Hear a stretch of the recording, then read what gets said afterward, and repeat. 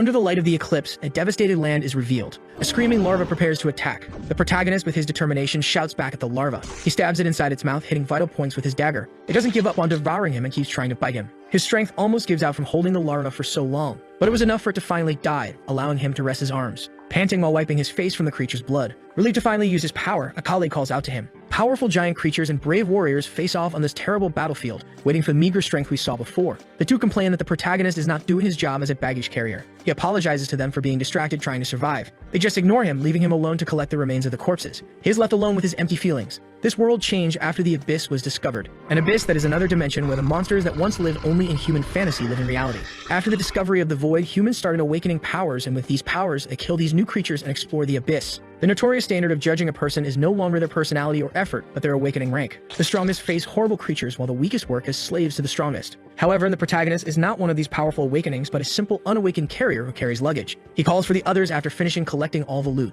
but his astonishment upon turning back leaves him speechless. Everyone else in this desolate land had died while he was the only survivor. The awakened ones gave no signs of life, lying on the ground. He didn't even have a chance to finish his question. A single voice declares that he is the last remaining. A giant being appears behind him, looking at him with disdain. This infamous being is Asmodeus, the rank SS monster. In a desperate attack, he tries to strike with his weapon. In response, Asmodeus simply raises his hands towards him, exerting a bit of force to make his arm explode. He falls to the ground in pain from his torn arm. Yet despite all this pain, he tries to get up again. But the creature uses its energy on his head at the same moment. Not understanding anything anymore, the protagonist only has questions about how he died. His memories flash before his eyes, seeing his dead parents, the things he received at school, and his life being ignored as a nobody. As the monster's energy invades his body, he just curses his life for ending as a mere damn loser. In his last moments, he just wanted to awaken his powers. These last moments of cosmic energy declare that the conditions for his awakening were met. A completely white being emerges from the cosmos, looking down at the protagonist. He questions what is happening. The cosmic being does not respond and only observes. He turns to look, certain he had died moments ago. He sees himself and Asmodeus frozen in time.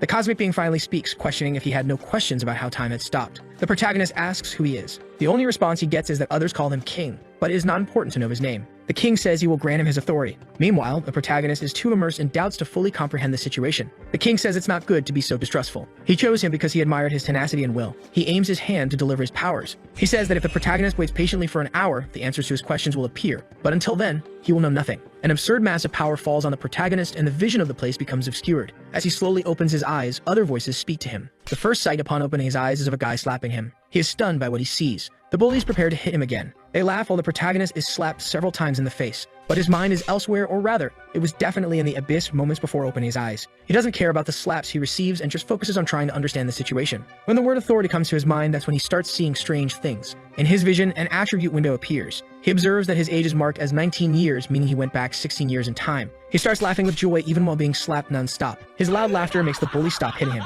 until he is dropped to the ground thinking he had gone mad. The bully yells but doesn't notice the punch coming his way. The blow even makes blood come out of his mouth. The colleagues are surprised by their friend being sent flying with just one hit. Meanwhile, the protagonist laughed more as he realized he had acquired the power he so longed for, the awakening. On the school rooftop, the situation was unyielding. He cleaned his wounds as he prepared for the worst. The two used their powers in charge of the protagonist named Kim Tae-in. He dodged the attack and prepared with a clenched fist. A left hook was thrown at the opponent's chin. In an instant, the other boy received a kick to the stomach. Kim Tae-in had done everything possible in his previous life, from physical training to researching all available information about the abyss and abilities. Therefore, there was no way two teenagers like his bullies could have the slightest chance of defeating him in a fight. With just one punch and two kicks, it was enough to knock them to the ground again. But even perfect technique needs the perfect physique to keep up with its movements. The first bully who fell to the ground got up and used his powers. His body filled with a stone skin, an ability that strengthens the body with stones that emerge from it. He sent his stone fist forward, but Kim Tae-in ducked, dodging the blow. Another swift punch was sent to his right, narrowly avoided. The bully jumped high with both hands ready to hit hard. The whole ground was broken, raising a cloud of dust. He thought he had finished the fight, but coming from behind was Kim Tae-in.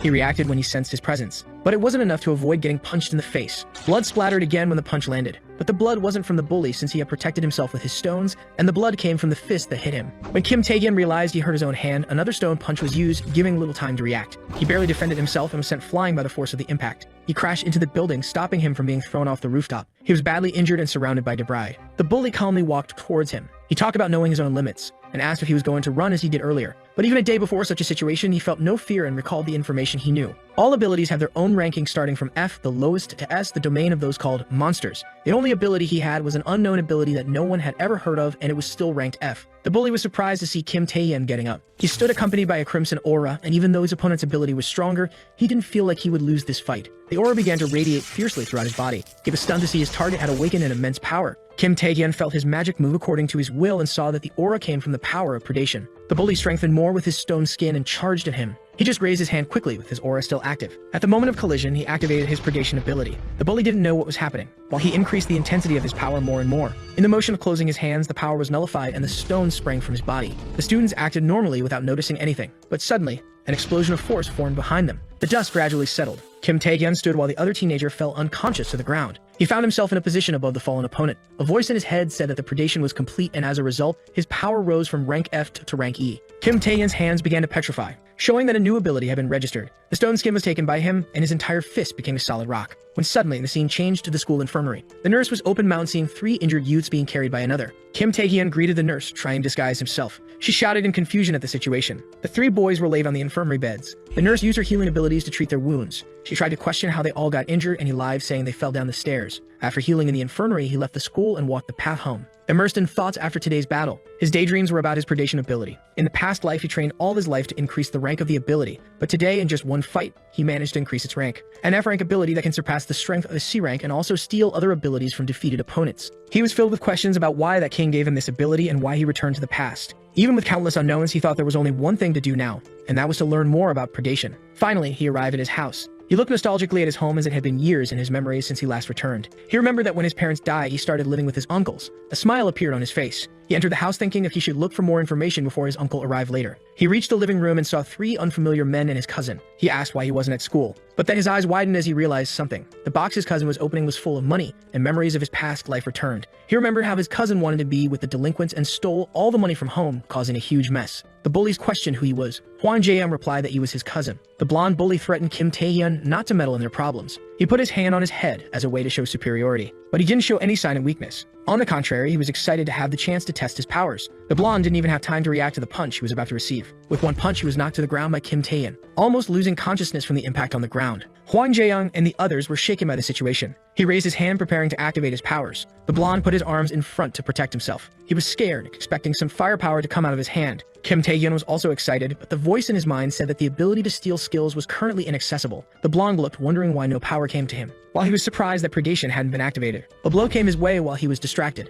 He had been punched by the guy he was holding. He was thrown to the ground by the force of that punch. The blonde ordered the other 2 to attack him. One shot his binding power while the other blew a poisonous breath, and the blonde used his thorn ability. The 3 attacks came towards him. Kim Tae-hyun was surprised by the speed of the attacks. A pressure erupted from the second floor of the house. They watched the purple smoke of the poison. The blonde taunted Kim Tae-hyun with his words, thinking they had won. But then he noticed something in the middle of the smoke. Again, the crimson aura shone, standing out in the smoke. The presence of a hungry predator was forming in Kim Tae-hyun. He complained about his ability coming and going when it wanted instead of when he commanded. The 3 delinquents were still shaken by the sight they were having. He shot forward with his fist covered in stones and hit the blonde's face. He reveled in the oppressive power of his strong ability. A few moments after winning the fight, he looked content at the unconscious bodies of the delinquents on the ground. He discovered that the attribute window was only visible to him. It detailed his abilities, but not everything was informed. The information not mentioned were the activation conditions of the predation ability. Besides that, the passive effect of nullifying other abilities was also not mentioned in the attribute window. He continued thinking and pondering other ideas in his mind, but he put those ideas aside for the moment. He saw his cousin kneeling on the ground, apologizing. Hwang Jae-young said he was reflecting on his reckless actions after seeing an impressive side of him. He also said he would be his subordinate and follow any order he gave. While the young man spoke, Kim Tae-hyun thought about what to do with the other incident that happened today. He said he forgave his cousin, and he stood up like a fox. But in exchange for forgiveness, he had to follow him to do something. At an abandoned train station, warning signs were placed in front of the main gate. The 3 agents looked stunned at something ahead. A portal was about to suffer a break. Portal break is a phenomenon where monsters from the abyss open a path to reality, and if left unchecked, it can lead to something worse than a natural disaster. The agent said the last portal break happened 10 years ago, and that the monsters from this portal were spreading too quickly. The assistant asked if they should start evacuating the neighborhood, but received a negative response from the supervisor, whose ability was called Barrier and his rank was B. By their measurement standards, this portal was rank C, so the strongest monster from this portal was also C. While the agent boasted about his superpower, the monsters forced their way through the barrier and managed to break it. The leader quickly reacted to the monsters behind him. With a kick, he cut off the head of a Cyclops monster. He says that as rank B awakeners, they are more than enough to face the danger of that portal. Hwang Jae-young runs after his cousin, questioning if the group of agents mentioned earlier would be okay, since they are quite strong. He continues emphasizing what has already been said as they run to the train station. Kim Tae-hyun responds that although the initial man of the portal is rank C,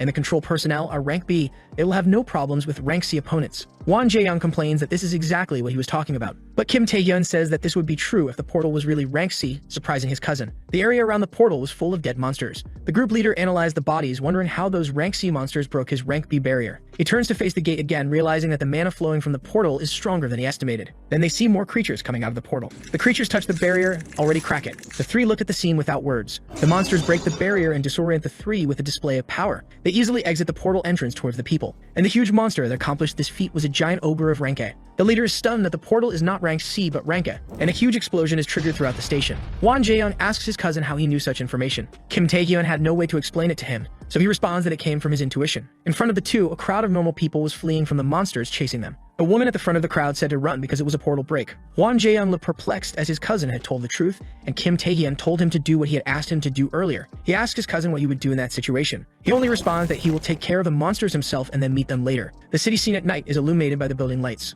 A man reports on the portal break situation and says it won't be possible to provide reinforcements due to the members' unavailability. He also adds that the only solution to this crisis would be a Ranka Awakener. So he turns to see the man behind him, a Ranka Awakener, and asks for his help. He was nicknamed Lunatic Blade on Hyunsu, who told everyone not to worry because the hero was arriving. His greatest specialty was the 8th grade syndrome. Kim Tae-hyun crushes a monster's head. Another he strikes in the jaw, and the third he hits in the chest. All the monsters fall with his combinations of attacks. He activates the predation power, and all the monsters near him are thrown by the wave of power. Kim Tae-hyun looks at the situation, satisfied to have discovered something new. He discovers that the reason for the failure to activate his ability is due to fatigue. If the value exceeds 70%, he can no longer use it. Most abilities use mana as fuel, but that's not all he has to worry about. Fatigue is just as important as mana. It increases if he uses abilities or performs physical activities, and the higher it is, the more the power of the ability decreases and his physique becomes heavy. While Kim Tae-hyun uses predation on the dead monsters, he discovers that he can recover his mana without spending it. Besides recovering his strength, it also increases the ranking of his abilities. He discovers that the more he uses predation, the more it can grow. He dreams of reaching the high ranks of rank as SS or maybe becoming the first SSS. He finishes eliminating the monsters in the area. He looks back, sensing someone's presence. He sees another Awakener killing monsters near him, shouting that he will avenge the souls that monster killed. He declares himself a warrior of justice on Hyunsu. Kim Tae-hyun didn't understand that man's actions. With his light sword, he counterattacks the ogre charging at him. In an instant, his sword radiates light. In several quick cuts made on that monster, Kim Tae-hyun is astonished seeing the display of power. Soon he realizes that that man must be the Awakener who resolved the portal break before the regression. He stands admiring, and the other boasts, reinforcing the image Kim Tae-hyun had of him. He begins to question why he was there since in the regression the other was fighting in another city. So he begins to pray for the dead souls he found along the way. Before understanding anything, the attribute window informs the presence of an ability. He is startled by the vision he had. Someone comes from behind and stabs his heart. He spits blood without seeing the man behind him, and the assassin laughs for eliminating his target. The city seemed destroyed by the monster commotion, and the atmosphere seems silent in a clothing store. Won Jae-young observes the nurse lying down. She appeared to be in a deep sleep. He prepares his mind and heart in front of the nurse while remembering Kim Tae-hyun's words. He hears that many people will die that night, and one of those people is the nurse, surprising him. She was apparently doing relaxing activities instead of evacuating, resulting in her death. With the sleep ability, he could put the nurse to rest and take her to a safe place. Kim Tae-hyun promised he would take care of the rest. He wonders how his cousin knew all this. Then the pieces connect in his mind. He questions it, but all the evidence points to this. He believes that Kim Tae-hyun awakened an ability to foresee the future. He can't help but exclaim how amazing this is in his head. He was sure that nothing would go wrong according to his cousin's prediction. He looks nervously at the scene before him. It seems that the other managed to escape the grasp of the invisible assassin. Pressing the wound to stop the bleeding, he questions who attacked him. The assassin is surprised that he survived even after hitting a vital point, which is to be expected from a rank A. Han Sang-do gets excited by the challenge. People call awakened ones who commit crimes villains, and the one in front of them was a rank B awakened. He was also a known maniac who went around killing people during the portal break. But Kim Tae-hyun is sure these two never met in the past life. He wonders if it was because of him that things were different after the regression. An Hyunsu exclaimed angrily at the villain in front of him. He activates his light sword and charges forward, but the ground makes a strange noise. Below them, there was still a monster that had not been eliminated. The monster uses abilities to attack all three near him, roaring in frustration from anger and pain. The two are surprised by the ogre's regeneration ability as they back away. The creature charges its fist with a lot of power. It launches it, causing great destruction around. The villain decides to let the monster deal with An Hyunsu. He looks back to see the other prey. He says he didn't expect to have a spectator there. He gets excited and points his daggers at him. Kim Tae-hyun is surprised by the villain's speed. The dagger was inches from his body. Before the dagger could pierce his skin, he defends with his ability. Kim Tae-hyun then kicks the villain away. The villain is surprised to realize that the boy is an awakened one. Kim Tae-hyun reveals that he knows him, calling him a lunatic for killing people with his stealth ability. He says he's happy to have finally found him. The two cross attacks, exchanging fierce blows. Kim Tae-hyun swings his arm to hit the villain's head, but he backs away and blocks with his stone arms. With each impact, the villain's dagger is damaged more. Once again, the two strike simultaneously. The villain compliments Kim Tae-hyun's combat skills and says his ability is quite effective for defense. While they argue, An Hansu is still fighting the giant ogre. He calls Kim Tae-hyun's attention, announcing that he will use his ability. In an instant, the villain disappears from the battlefield. Kim Tae-hyun stays alert, aware of the opponent's stealth. He quickly turns to defend against an attack from behind, but hits only air. Then the villain appears again, and at the last second, Kim Tae-hyun manages to defend with his arm, but is still cut. The attack surprisingly cuts through his stone layer. Han Sang-do, the villain, says he has killed many people with similar abilities. He moves so fast that he leaves residual images around and attacks from all directions. The ridiculous number of attacks makes Kim Tae-hyun retreat. In the last powerful attack, Han Sang-do violently pierces Kim Tae-hyun. Gasping and covered in wounds, Kim Tae-hyun realizes a weakness in his ability that he hadn't recognized before. A very strong shot would crush the stone, and the crushed part would be replaced by another of inferior durability. Han Sang-do had counted on this weakness from the beginning. Despite this, Kim Tae-hyun doesn't lose hope of winning. He loudly wonders if he should end the test he was doing. Han Sang-do thinks Kim Tae-hyun has gone crazy after being hit so many times. Kim Tae-hyun asks the villain if he knows why he wanted so much to find him, confusing him. The same crimson aura as always appears. Kim Tae-hyun reveals that he wanted to steal Han Sang-do's ability. The heavy atmosphere slightly scares the villain, but he isn't afraid. Han Sang-do uses the same tactic of creating afterimages around Kim Tae-hyun. Kim Tae-hyun says he found the weakness in the villain's stealth. He realized this after encountering various monsters. Many monsters escaped his vision, but his ability always caught them. No matter where they hide or where they flee, predation always reaches them. The crimson aura pursues Han Sang-do even when invisible and tears him to pieces. The dawn appears once again. An Hemsu is lying on the ground, completely exhausted from the encounter with the villain. He realizes that even a hero of justice like him cannot escape death. The giant ogre is still standing in front of him. The monster delivers a powerful punch forward, aiming to hit the ground where An Hemsu is. The ogre waits for the dust to settle to see the blood, but finds nothing he expected. Kim Tae-hyun is surprised to see how worn out the ogre is. He had saved An Hemsu from death at the last second. Later that same day, the couple opens the door and is surprised. They see their son and nephew returning home. Tears of joy fill their eyes. They were very worried that monsters had killed them, but their son says nothing happened. Then he says the house was a mess, as if someone had turned everything upside down, and again Hwang Jae-yeon nervously says nothing happened. On the cell phone, the latest news channel was on, alerting that the portal break was completely resolved that morning, but considering a possible subsequent break, schools would be closed for a week. The news of survivors increased using the public. The cleanup team sent to take care of the portal was in the hospital being treated. The school nurse said she suddenly woke up in another place after sleeping.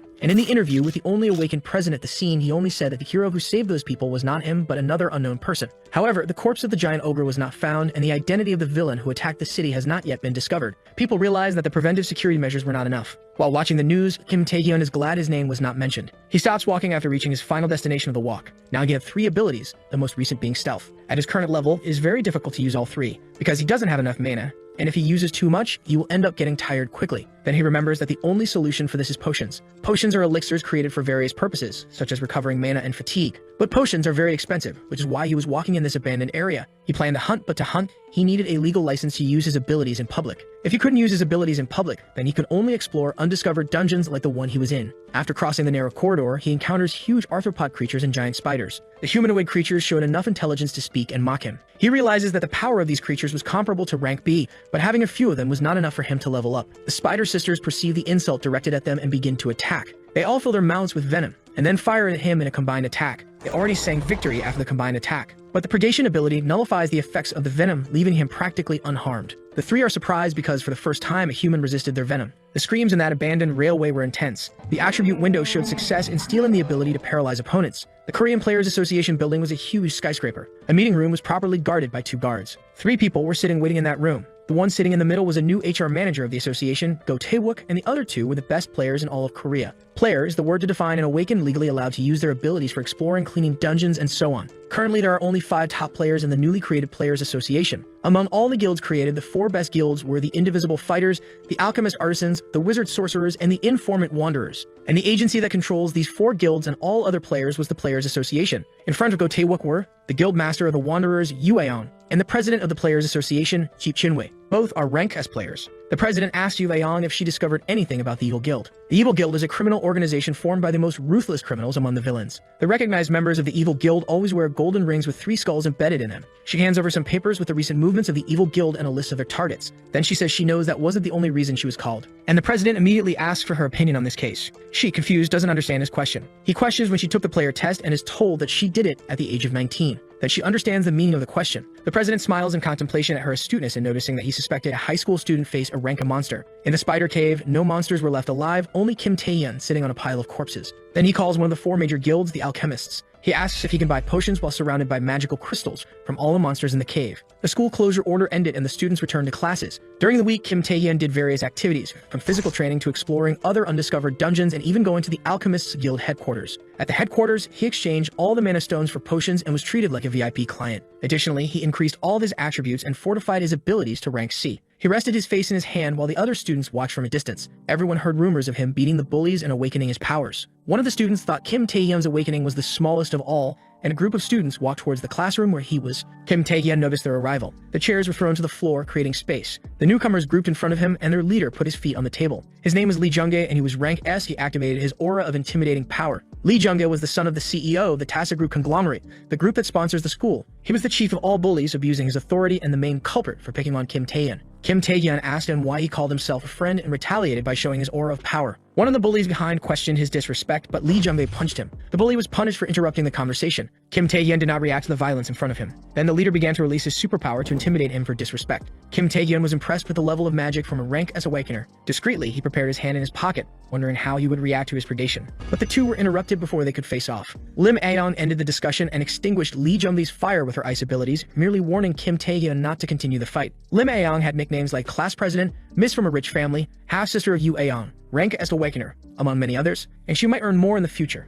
Her only problem was her inflexible personality. Faced with this, she confronted Lee Jung-gae. He asked what she meant by stop, claiming he was just talking to his friend. She asked why he punched his fallen friend in the face, which infuriated him, and he told her to shut up. So she retorted, telling him to leave or she would use force, while Kim Tae-hyun mentally begged them to stop because their intrigue could cause confusion in the class. The two stared at each other one last time. Then Lee Jung-gae decided to leave first, but he activated his powers and prepared to fire a flame blast at her. However, the school bell rang and everyone stopped to listen to the announcement. The broadcasting club announced that the Players Association would hold a special lecture. All students should gather immediately in the hall, and the announcement was repeated, leaving Lee Jung-gae surprised by the Players Association at the school. He seized his powers and looked at Lim Aeon and Kim Tae-hyun. She was prepared to react, and he just sat there, saying nothing. Lee Jung-gae smiled with excitement and left the room, saying how lucky they were and waited until the door closed to let his guard down. She turned to look at Kim Tae-hyun, but did not find him sitting in the chair as he was at the door leaving the room, and asked if she did not hear the announcement. She turned again, confused by losing sight of his movements, and wondered in her mind if he had always been this way before. Everyone gathered in the main hall and wondered what the lecture would be about. The microphone turned on and the voice of Go Tae-wook, vice manager of the association's HR, spoke.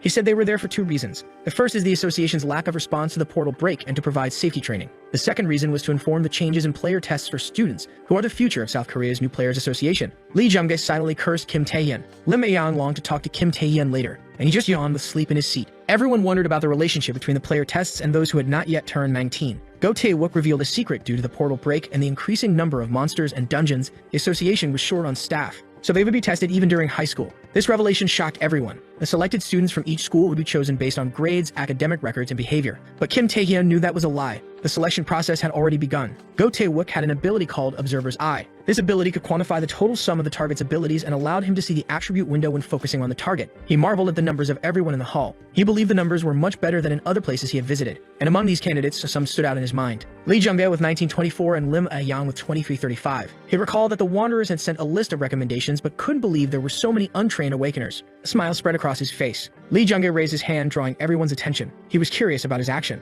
Lee Jung-gae asked if unfit candidates would have to take the test. This piqued the vice manager's curiosity. He explained that player tests were meant to evaluate those suitable to be players among the awakened, and he believed that mere sleepers who hadn't awakened had no right to hear this lecture, clearly referring to Kim Tae-hyun. To become a player, a complex number of abilities should be evaluated. Lee Jung-gae continued his eloquent speech. His goal was clearly to humiliate Kim Tae-hyun, and he managed to elicit laughs from the other students. Kim Tae-hyun realized that Lee Jung-gae was very determined to confirm if he had awakened or not, and he stared back, waiting for proof. Lim Aeon disagreed with his actions, but she remembered Kim Tae-hyun's lack of manners for a moment. This made her hesitate to help him. Then Go Tae-wook said it depended on the student to decide whether to participate or not. He continued provoking Kim Tae-hyun. He knew Lee Jung-gae was right and that he couldn't take the player test if he didn't prove to be awakened. However, he knew the Observer's Eye could be used on him to get a recommendation without doing anything. From afar, Go Tae-wook watched the students. He evaluated Lee Jung-gae's behavior as pathetic for tormenting others. Then his eyes turned to Kim Tae-hyun. The Observer's Eye couldn't verify his information. This realization surprised him greatly. Then Kim Tae-hyun began to challenge Lee Jung-gae. This confused everyone who witnessed the situation. Kim Tae-hyun then said he would leave the lecture and show the middle finger to Lee Jung-gae. This bold action made Lee Jung-gae furious.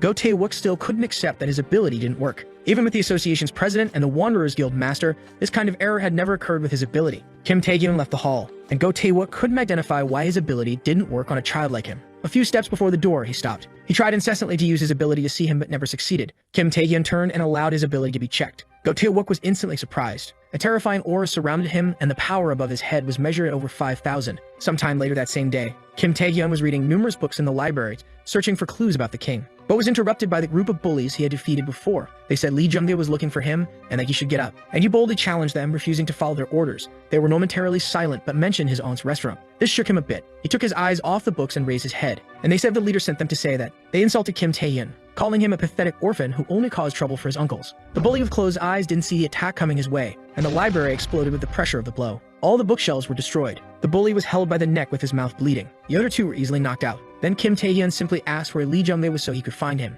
In the same main hall after the lecture ended, there was no one in that place. Lee Jung-dae and his bodyguard waited for Kim Tae-hyun to arrive. The bodyguard was slightly surprised. Since Kim Tae-hyun arrived, he had continuously cast negative status abilities. Before the oppressive aura, none of the abilities had an effect. As he suspected, Kim Tae-hyun had awakened and was called for a conversation, but he didn't respond. He continued saying he didn't want to threaten him but to recruit him. He revealed he planned to create a guild as soon as he graduated, but Kim Tae-hyun still didn't give any response. He said he wanted to recruit other geniuses to work for him. He pointed to Kim Tae-hyun as if expressing recognition of his talent. He ordered him to forget his past grudges and promised to bring fortune and honor to his family and lift them out of the mud. Kim Tae-hyun finally responded, saying how much nonsense he was talking. He activated his ability, preparing for combat. With his stone skin fully formed, he was ready to punch his face. Lee Jung-dae was momentarily disoriented. He quickly recovered inside. He remembered that dogs must be trained to obey their superiors and then activated his fire powers. The bodyguard placed his hand on the ground and formed a magic circle. He used an ability to create a room that envelops a space in magic, preventing outsiders from detecting magic from within. The entire floor, walls, and ceiling were coated with magic. He said that now no one would interrupt the fight.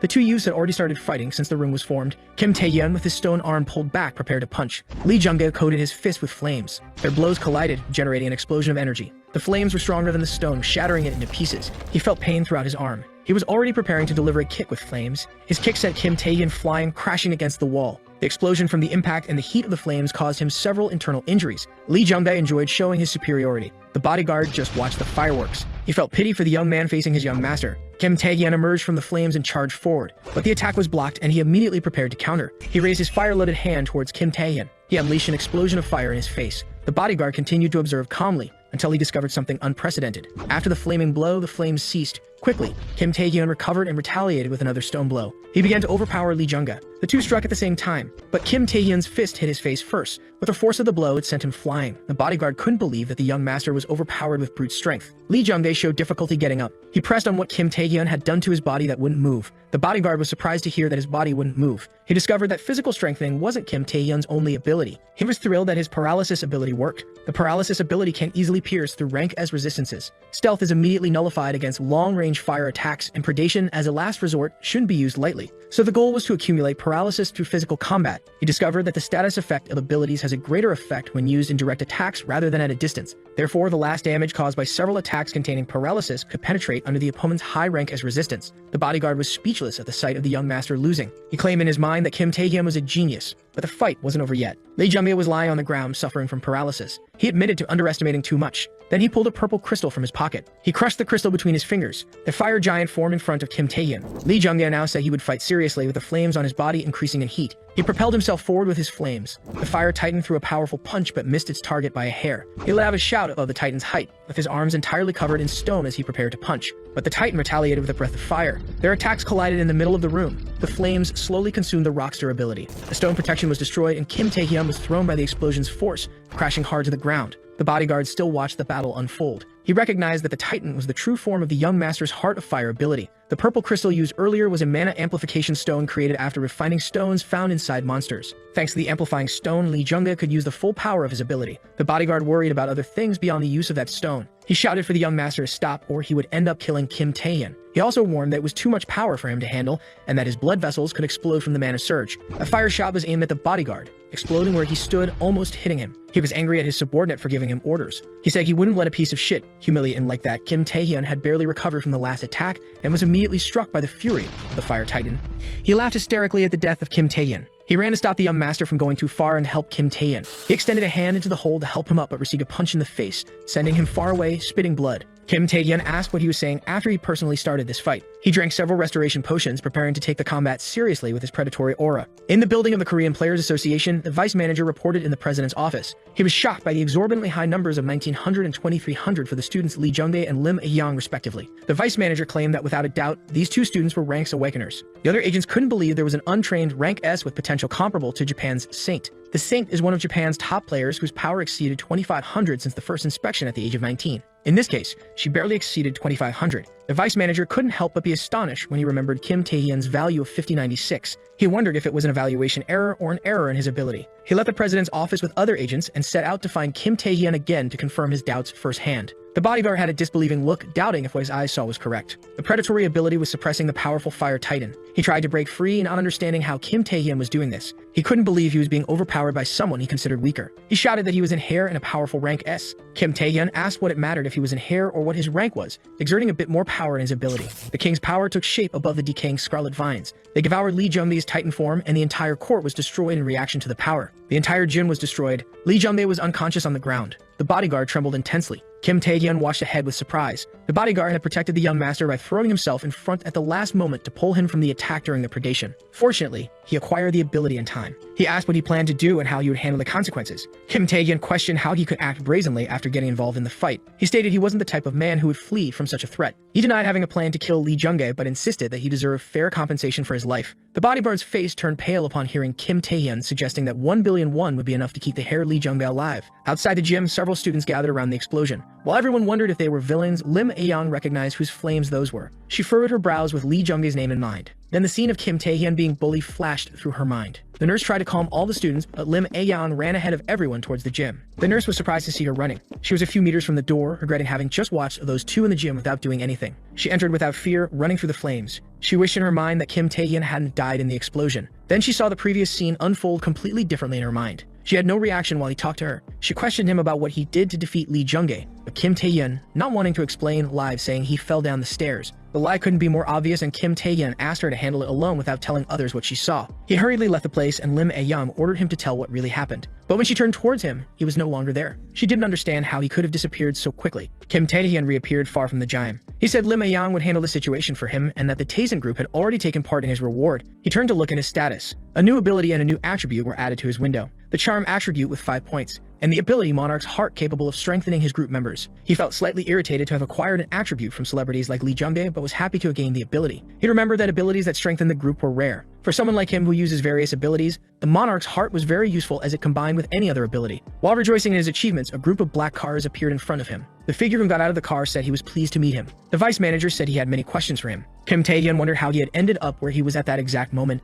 At Lee Jung-dae's father's mansion, he was informed that his first and only son was in the hospital, and that the aggressor was demanding 1 billion won for his son's life. His hunting dogs barked fiercely. The bodyguard trembled with fear in front of his boss. He apologized and said he had nothing to say about it. The boss told him to do whatever Kim Tae-hyun asked, surprising his subordinate. Mockingly, he said that Kim Tae-hyun was a brave kid. He raised his right hand from the armrest of the chair. He snapped his fingers, signaling for his other subordinates to enter. The bodyguard recognized the people who entered. He shouted to his boss to remember that the opponent was still a child and that he was being too cruel. The boss told him to shut up and said he wouldn't tolerate a dog barking. Lee Jung-soo smiled cruelly at his subordinates in front of him. At the moment when the vice manager asked what he did in the gym, Kim Tae-hyun wondered which of the two events he was referring to. He pondered about the chances of the manager getting involved in the problem he had with Lee Jung-dae. With few options, he tried to rely on luck and asked if he was talking about the explosion. The vice manager was surprised by the question about the explosion. Then he looked back and said he would take care of that another time. Kim Tae-hyun confirmed that the vice manager didn't know about his involvement in the gym explosion. A smile appeared on his face and he asked if they didn't already know what he did. After leaving him confused, Kim Tae-hyun said he knew he came there to invite him to take the player test, trying not to make it clear which theory he based this on. Then Kim Tae-hyun revealed his aura. The number 5214 appeared above his head. He replied that it was because of this great number displayed on him. The vice manager was astonished, unable to believe what his eyes were seeing. After seeing the numbers on his head increase, he was sure that Kim Tae-hyun's strength was real. Then he asked Kim Tae-hyun another question, asking what happened to his clothes. Kim Tae-hyun finally noticed the damage to his clothes. At Kim Tae-hyun's house, his cousin was shouting very loudly. Hwang Jae-young asked to confirm if he was really going to take the player test, which Kim Tae-hyun confirmed. With his cousin's confirmation, his jaw dropped. Then he knelt before the great Kim Tae-in. He said the Taesin group would solve the gym problem and that he could just focus on training for the player test in a month. His phone rang on the table. Outside his house, two people were waiting. These two were wondering why the association was protecting the house of a mere student. The masked man had just defeated the association agent while the black masked one watched the house. These two were a two-person assassination unit, the Black and White brothers. The elder used the codename Black and his abilities were stealth and physical enhancement. The younger used the codename White and his ability was only stealth. The black masked one laughed on the roof, planning the death of the mere student. He turned to look at his brother but was left speechless when he saw him being beaten. He quickly drew his hidden blade, asking who was hitting his brother.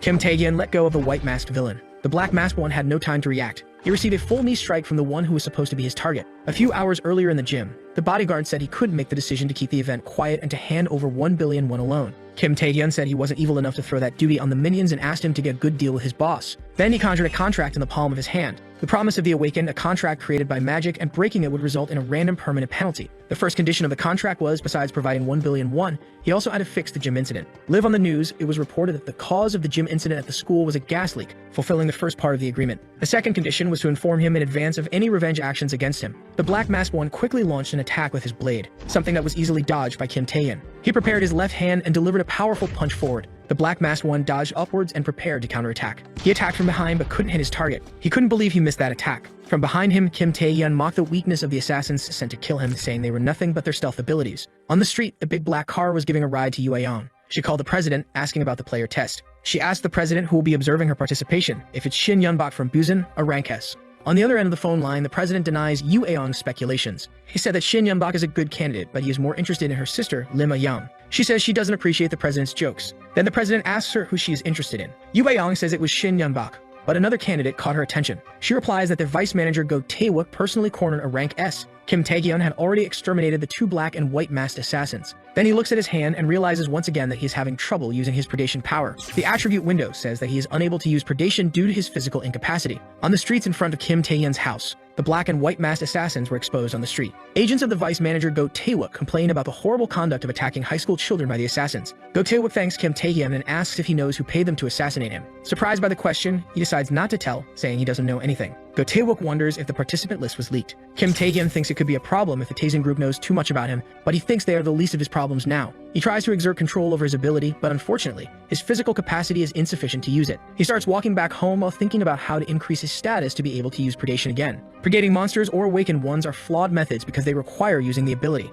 After pondering for a few moments, he realizes there's only one way. The next day at Blackhead Academy, the personal trainer Yura welcomes the new visitors to the academy, the training center of South Korea's new association. After introducing herself, she notices that the two are children. She starts to say that this place is not for children, but Kim Tae-in pulls out a black and gold card. Yura stares at the VIP card in his hand. She recognizes it as a card from the Alchemist's Guild. She wonders about the identity of this boy who came to her today. Worried about causing a problem if something goes wrong, a muscular figure appears to save Yura. The muscular man says that money is not enough to get in. This man was the Iron Man, not officially a player, but an awakened rank B. Hwang Jae-young, confused by the situation, asks what they were going to do now. Meanwhile, a small group of bodybuilders watched the situation. The Iron Man, killer of rookies, had found his new prey. The muscular man continued posing. Kim Tae-in couldn't understand anything he was saying and commented that he was barking like a dog. This comment caught his attention. Hwang Jae-young and Yura were shocked at how rude he was being. He asks Kim Tae-in if he was calling him weak. He responds by asking if he wants to settle it with a bet. The loser pays for a year of the winner's membership. He laughs complacently at the challenge he imposed and accepts. Immediately, both are teleported to a virtual game field.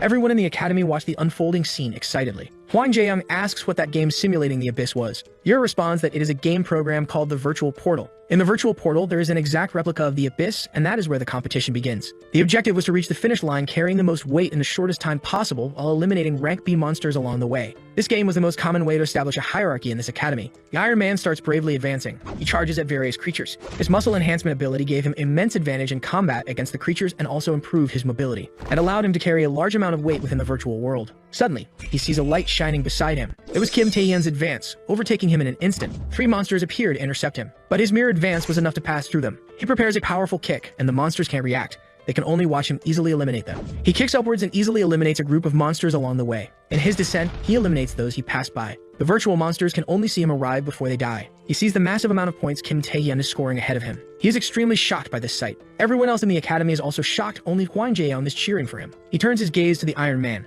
and thanks him for paying for a year's membership for him. Time passes, and today is the day the player tests begin. Everyone was anxiously waiting for this opportunity. A journalist observed from a helicopter looking at all the candidates. The ones people were most eager to see were Iron Fist Hong Jung-wook, the druid Lee Gilson, the god of thunder Shin Yunbok, and the next saint Lim A-young. Besides these, many other talents were expected to participate this time. Many others were also interested in watching the show. A young reporter was exhausted from the distance she had to travel. She was saddened because if she didn't cover the story, she would be fired. After seeing the immense number of people who came to see this exam, she didn't think she would be able to interview any of the awakened who would take the test. While she lamented lying on the ground, Kim Tae-hyun approached from behind the crowd. He wondered why there were so many people, and his voice caught the attention of reporter Kim Gi-ja. She quickly assumed Kim Tae-hyun might be a candidate. She sneaked behind him, asking if he would let her do an interview. A view from above showed the entire stadium. In the waiting room, Kim Tae-hyun was called minutes before the test began, almost late due to the interview he gave. He entered the closed room and found hundreds of people inside. Everyone was waiting for the test to begin. The closed walls made it hard to know the time. Some people's attention was drawn in one direction. Lim A-young noticed a recognized person from afar. Kim Tae-hyun realized that she was also here for the test. The two greeted each other, and his increase in height didn't go unnoticed. She asked what he did with his body, and he replied it was just training. She stared at him again, wondering how he had changed so much in a month. Before she could ask what he did in the gym with Lee Jung-dae, her voice was interrupted. Suddenly, many screens turned on, showing silhouettes of the same person. The host said that the first test would begin and that he would give the rules. The first rule is that everyone has a plate on their chest with a number on it. The objective of the first test is to collect 5 plates, and if you don't protect your own plate, you will be disqualified. He said the time limit is only 1 hour. The entire white room began to move and reshape. He finally finished by saying that all means and accessories could be used except for murder. Then he announced the start of the first test. Everyone was in random places in the completely random shaped room. Everyone charged at Lim A-young because she was rank S. She charged her powers in her palm. All the evaluators saw the great glacier she created. They were impressed with the talent of the next saint, but didn't forget to praise the high caliber of the other participants. Among all, one evaluator said he was particularly interested in one candidate on the screen beside. Shin Yunbok, the rank S, hadn't let anyone approach him from the start. Most evaluators wondered how the clash between these two rank S powers would be while Go Tae-wook watched a specific candidate alone. He understood the interest to rank S, but he knew the real star of today and was confident that Kim Tae-hyun would stand out a lot. He looked energetically at his screen, but he saw him fighting only one candidate in a balanced way. Go Tae-wook couldn't believe his eyes. He couldn't help but exclaim loudly his irritation. The awakened rank Hong Jung-wook received a punch to his ironclad face. Kim Tae-hyun received back the blow he gave with his stone skin. Believing he had misjudged his abilities, Go Tae-wook could only watch in disbelief through the screen. Then he realized he hadn't dodged any attack. Kim Tae-hyun and Hong Jung-wook advanced towards each other to continue their duel. He deliberately threw himself in front of the iron fist. The force of the blow easily broke his rocks. Hong Jung-wook shouted at Kim Tae-hyun, thinking he was underestimating him. He said that Kim Tae-hyun's ability was completely inferior to his own and that he hadn't even bothered to dodge. Then a terrifying aura filled the air. Kim Tae-hyun felt his stats increasing during the duel. He charged forward with inhuman speed. He continued to receive external stimuli to tone his body. For him, fighting to the limit was just training, and he kept giving and taking blows. He put all the strength of his arm into one punch. In the collision of the attacks, Kim Tae-hyun emerged victorious, breaking the opponent's iron skin. He looked very pleased with his results. Hong Jung-wook could only faint in the face of the powerful opponent's strength. He fell on his back to the ground without the slightest reserve of strength. Kim Tae-hyun stood looking over him. Go Tae-wook, who was watching the duel, couldn't help but be happy with his victory. He shouted alone in the room while the other evaluators looked at him strangely. But he worries that he might use too much stamina employing this method throughout the entire test. He starts to think that the best tactic would be to conserve his energy by targeting the weaker ones first. Then his shot catches him off guard when he sees on the screen. All the other evaluators see a rank C awaken acting irresponsibly. Obviously, they were talking about Kim Tae-hyun, who was walking towards Shin Yunbok after having eliminated dozens of people. They comment on his body covered in plates, saying he might be considered the strongest in the test. Kim Tae-hyun starts to count how many plates he has with him, but he stops because as long as he has more than 5 plates, it's enough. An electric aura erupts from the powerful competitor throughout the arena. The already immense aura further increased the release of his power. Kim Tae-hyun dodges an electric discharge.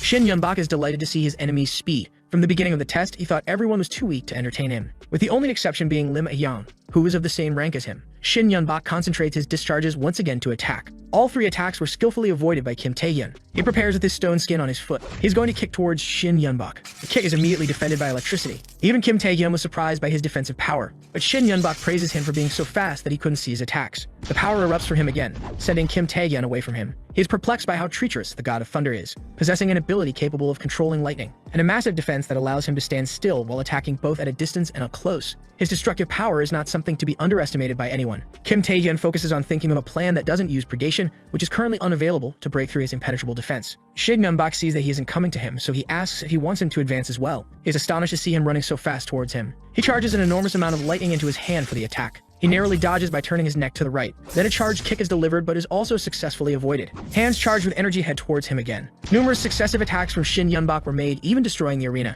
He was having a lot of fun with the excitement of that battle. Then he grabs Kim Tae-hyun's hands and discharges all his lightning into him. He is paralyzed by the immense energy running through his body. Shin Yunbok shouts that he should be running if he wanted to withstand fighting him. Kim Tae-hyun grits his teeth and ignores the pain of the electric current passing through his body. He puts everything into making his stone arm grow, but the electric power breaks all the stones immediately. At the same time, it produces a blinding light. Kim Tae-hyun raises his arms to cover his eyes, but Shin Yun-bak jumps to deliver his next electrifying attack with full force on him. His hand descends, and a massive lightning bolt quickly strikes Kim Tae-hyun. The attack completely destroys the surrounding area. He could barely withstand the discharge of thousands of volts. Shin Yun-bak praises him for withstanding even this amount of energy release. He thinks in his mind that he is very happy to see a new toy so fun in this test. In Shin Yun-bak's moment of distraction, a rock comes flying towards him, hitting his forehead and snapping his head back. He is stunned by the blow to the head. Quickly, Kim Tae-hyun runs to his back and throws another rock at him, this time hitting his chest with force and precision, making even Shin Yun-bak cough up blood. Stone Skin is not comparable to the God of Thunder's ability. Even at its best performance, it would end up shattered by his blows. But the test field is different. It is built of a material that can withstand the power of a first-class awakened, so it won't lose its shape even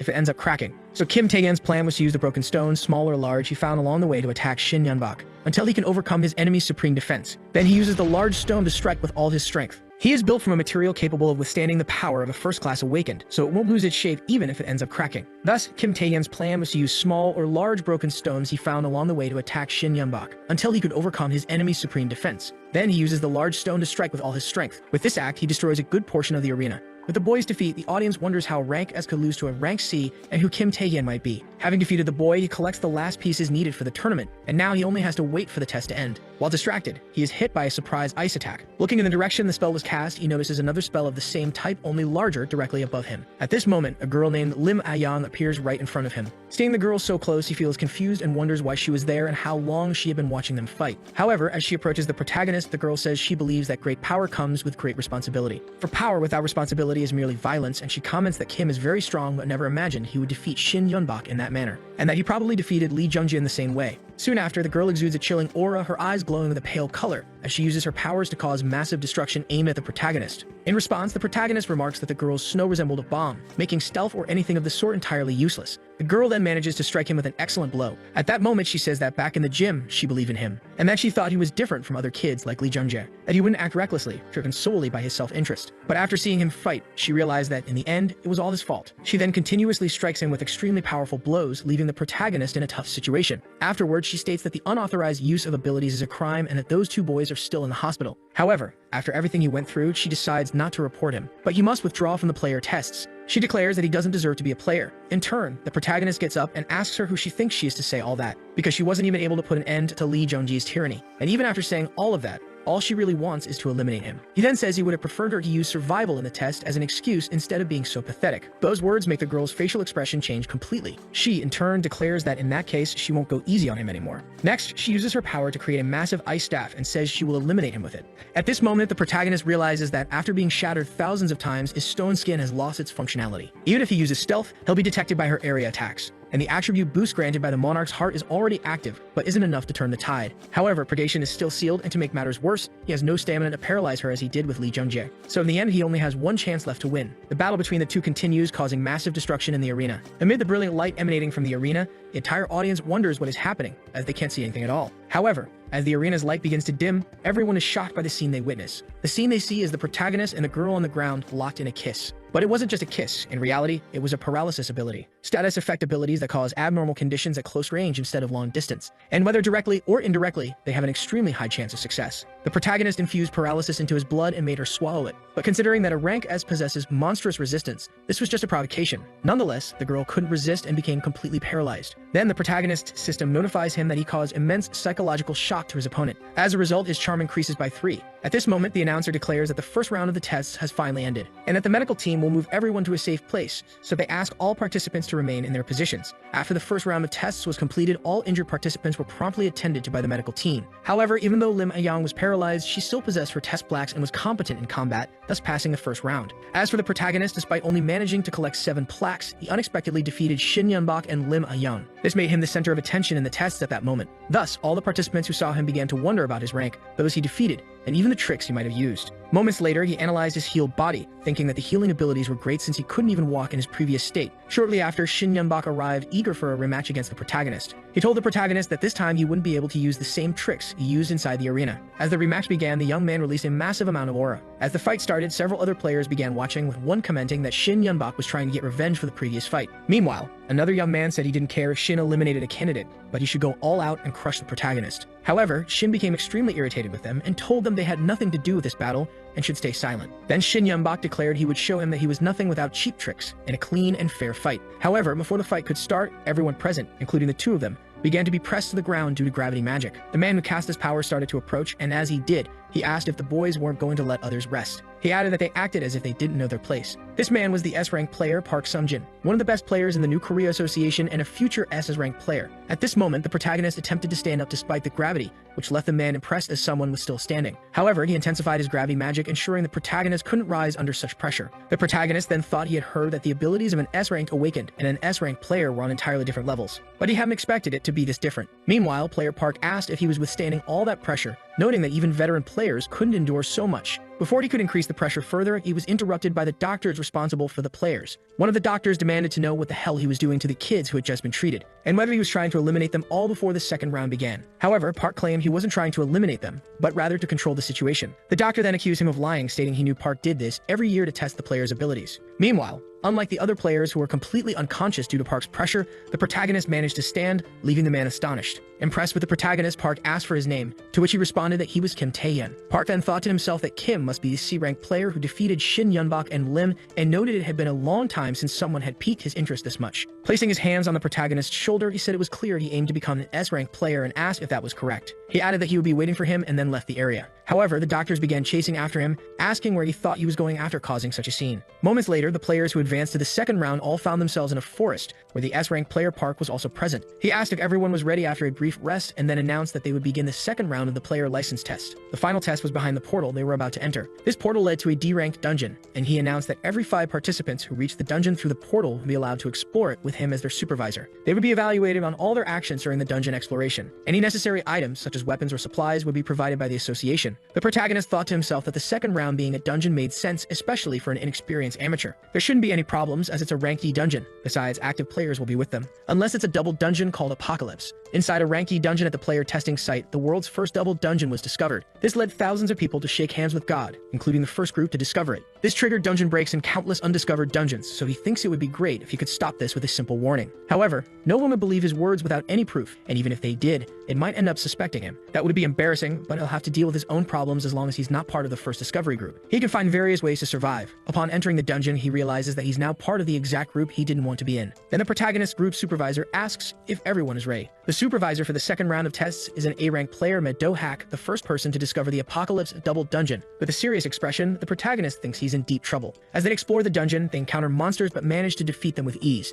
The group's inspector applauds them for showing remarkable combat intuition, even though it's their first real battle. He says they definitely have what it takes to become players. At this moment, a girl in the group says it was nothing, as it was all possible thanks to his instructions as a player. While observing them, the protagonist wonders why, out of all the teams, he ended up with the first discovery team. And he has no doubts about it. The ring Do-hak is wearing is the only item the first discoverer of the double dungeon was using. That is the Sage's Ring, a unique rank item that increases strength, stamina, speed, and mana by tenfold. At this moment, he thinks that the Apocalypse dungeon is definitely rank S, and if he falls into it, he won't have a chance to survive in his current state with predation sealed. But it doesn't matter. He must ensure his group doesn't find the Apocalypse. While walking through the dungeon, they end up in a place with 2 different paths. One of the group members asks the inspector what they should do in this situation. The inspector explains that this happens often in dungeons, so they should first consider a majority vote. However, the protagonist suddenly runs in one of the directions. Terrified, the inspector yells at him to come back, saying running like that in a dungeon is extremely dangerous. While running, Kim says it's fine and that they should follow that path. He then thinks about why he would let them decide this on their own. Clearly, he wasn't going to let that happen, because he would make them take a path different from the one chosen in his regression, something better than letting them find the Apocalypse. His plan is working. His entire group is following him. However, a portal with purple and pink hues appears right in front of him. Since they are inside a dungeon, the boy wonders how another portal could exist. The protagonist realizes that he has stumbled upon the double dungeon portal.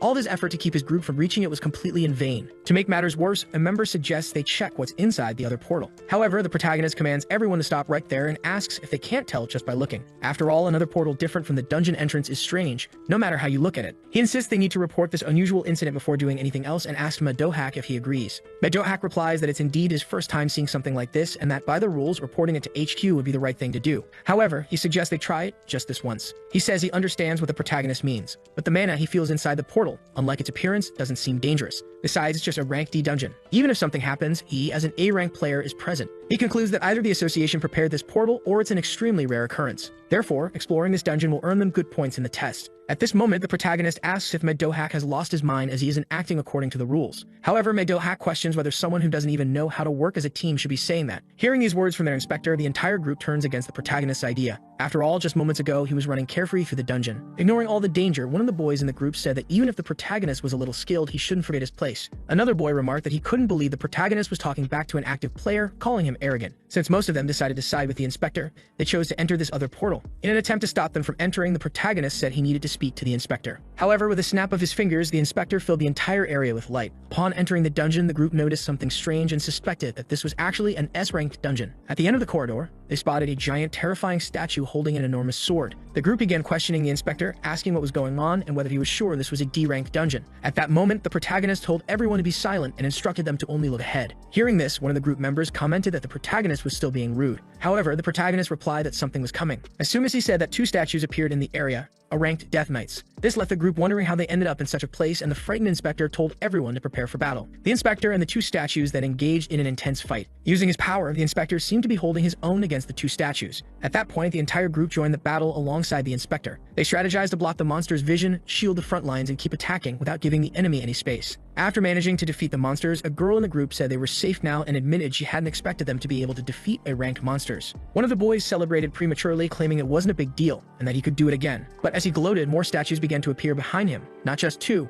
but four this time. With the appearance of these additional statues, the group became extremely frightened. Meanwhile, the protagonist analyzed the statues' bodies and realized something was very wrong with this place. Moments later, the fight continued, but the number of statues had increased significantly. The inspector then noticed that every time they defeated one statue, dozens more would appear. Furthermore, all the group members were already at their limits, and at this rate, they would all meet their end. Kim then informed the inspector that something very strange was happening in this dungeon. Looking at the protagonist, the inspector wondered who he truly was. Even after all the fighting, the protagonist showed no signs of fatigue and had been the first to sense the portal's danger. If not for the boosted attributes from the protagonist's ability, the monarch's heart, it wouldn't have stood a chance. The inspector questioned whether the protagonist was really just a C-ranked awakened. In shock, he asked Kim what he meant by something being wrong. The protagonist replied that it was just a hunch, but those monsters weren't Death Knights. These words filled the group with despair, leaving them to wonder what they had been fighting all this time in the dungeon. At that moment, the protagonist picked up a sword one of the monsters had been carrying and declared that he would find out right then. He then charged toward the statues with full force. However, he ignored all the smaller statues and headed straight for the largest one. His attempt was successful, and he quickly destroyed the largest statue.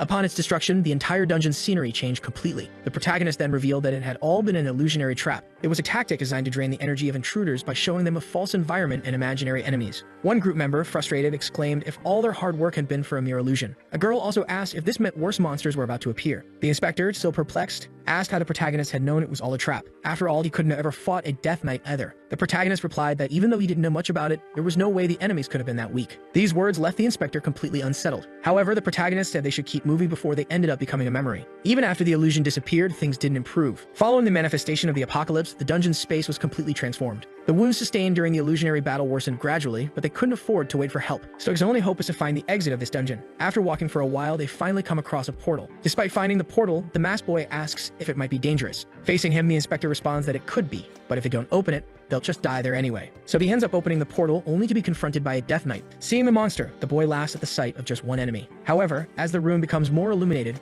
more of these monsters appear, filling the space. This leaves the group utterly terrified, prompting one of the members to ask if all these monsters are Death Knights. At that moment, the dungeon leader appears, laughing and declaring that inferior humans have managed to reach this place. He then orders them to start fighting. This monster is the Lord of the Death Knights and is rank S. At this moment, the statues in the room begin moving toward the group, though they don't attack immediately. Analyzing the monsters, the protagonist deduces that they seem to want one-on-one duels. Terrified, one of the boys says he can't fight anymore since he has no mana left. In turn, the protagonist tells everyone to calm down because their goal is not to fight but to escape. After saying this, the group starts fleeing in desperation, except for Medohak and the girl, who remains unconscious on the protagonist's shoulders. As they run, the boys exclaim that they'd rather go back to where they first appeared and that they don't want to die here. But at that moment, a statue swings its sword, hitting all three of those trying to flee. Witnessing this dangerous attack, the protagonist declares that he'll buy them time and that Maid Dohak should find a way to escape. However, Maid Dohak pushes the protagonist and the girl behind him, using his power to create a wall to protect them. At this moment, Kim asks what he's doing, but Maid Dohak orders him to stay silent. He calls Kim a useless non-awakened and says he should know his place and stop acting so full of himself. He then mentions that when he was younger, he wanted to become an S-rank player. But no matter how much he trained and improved his abilities, he was always far from achieving that level, growing more distant from his goal with each passing day. This was his chance.